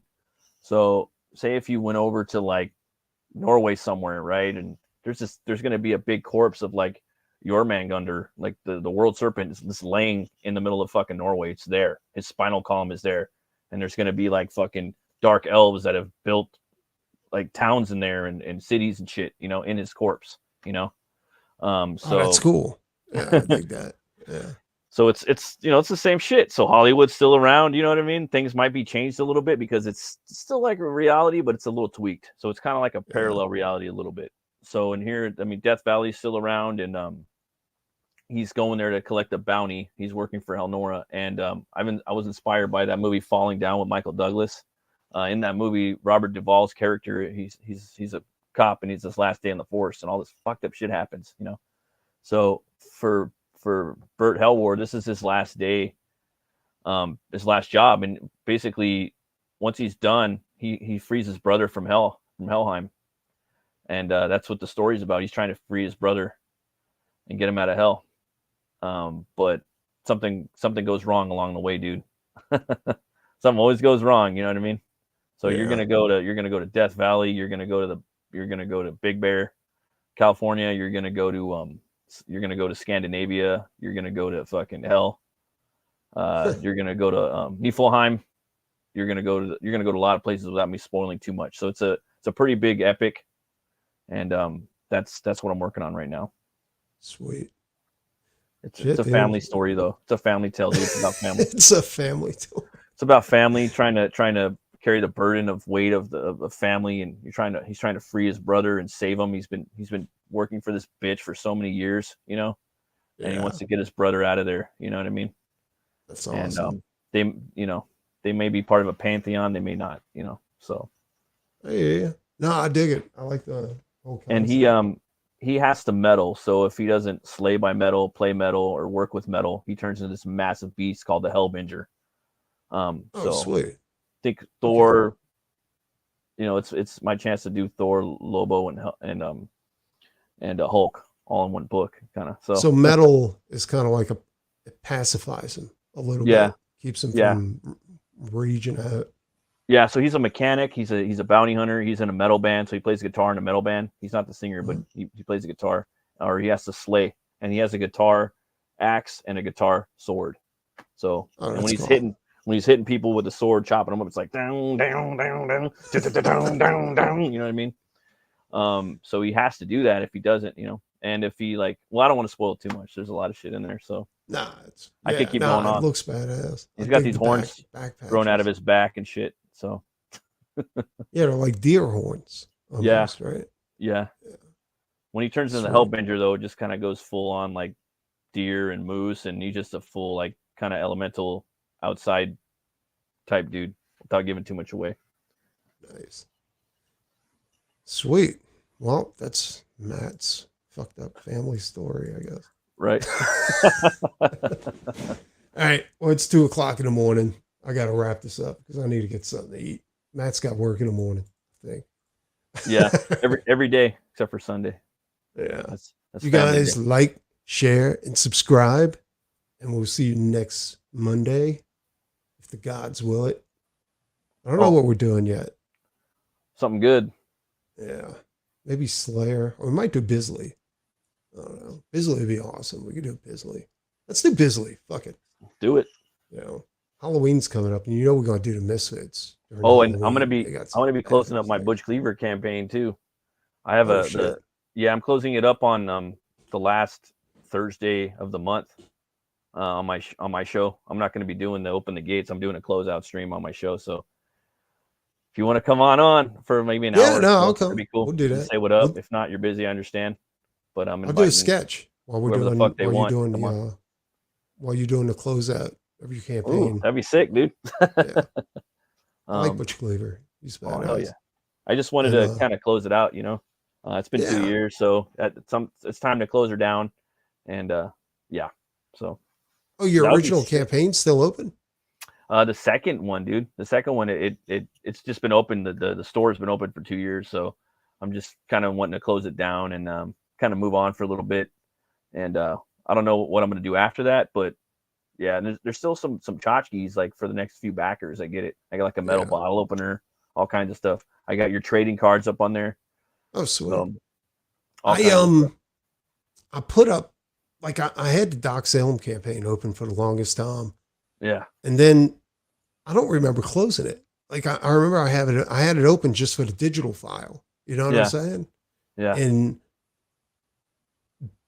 last time I went to it, it said it was closed. I was like, did I close that? Or did Indiegogo close it for me because it never had a physical copy up or something like that? I don't know. It's weird. That's weird.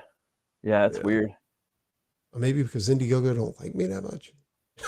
Yeah, that's crazy. I don't know. Either way. All right, we're out of here. Everybody be good. Talk to you soon.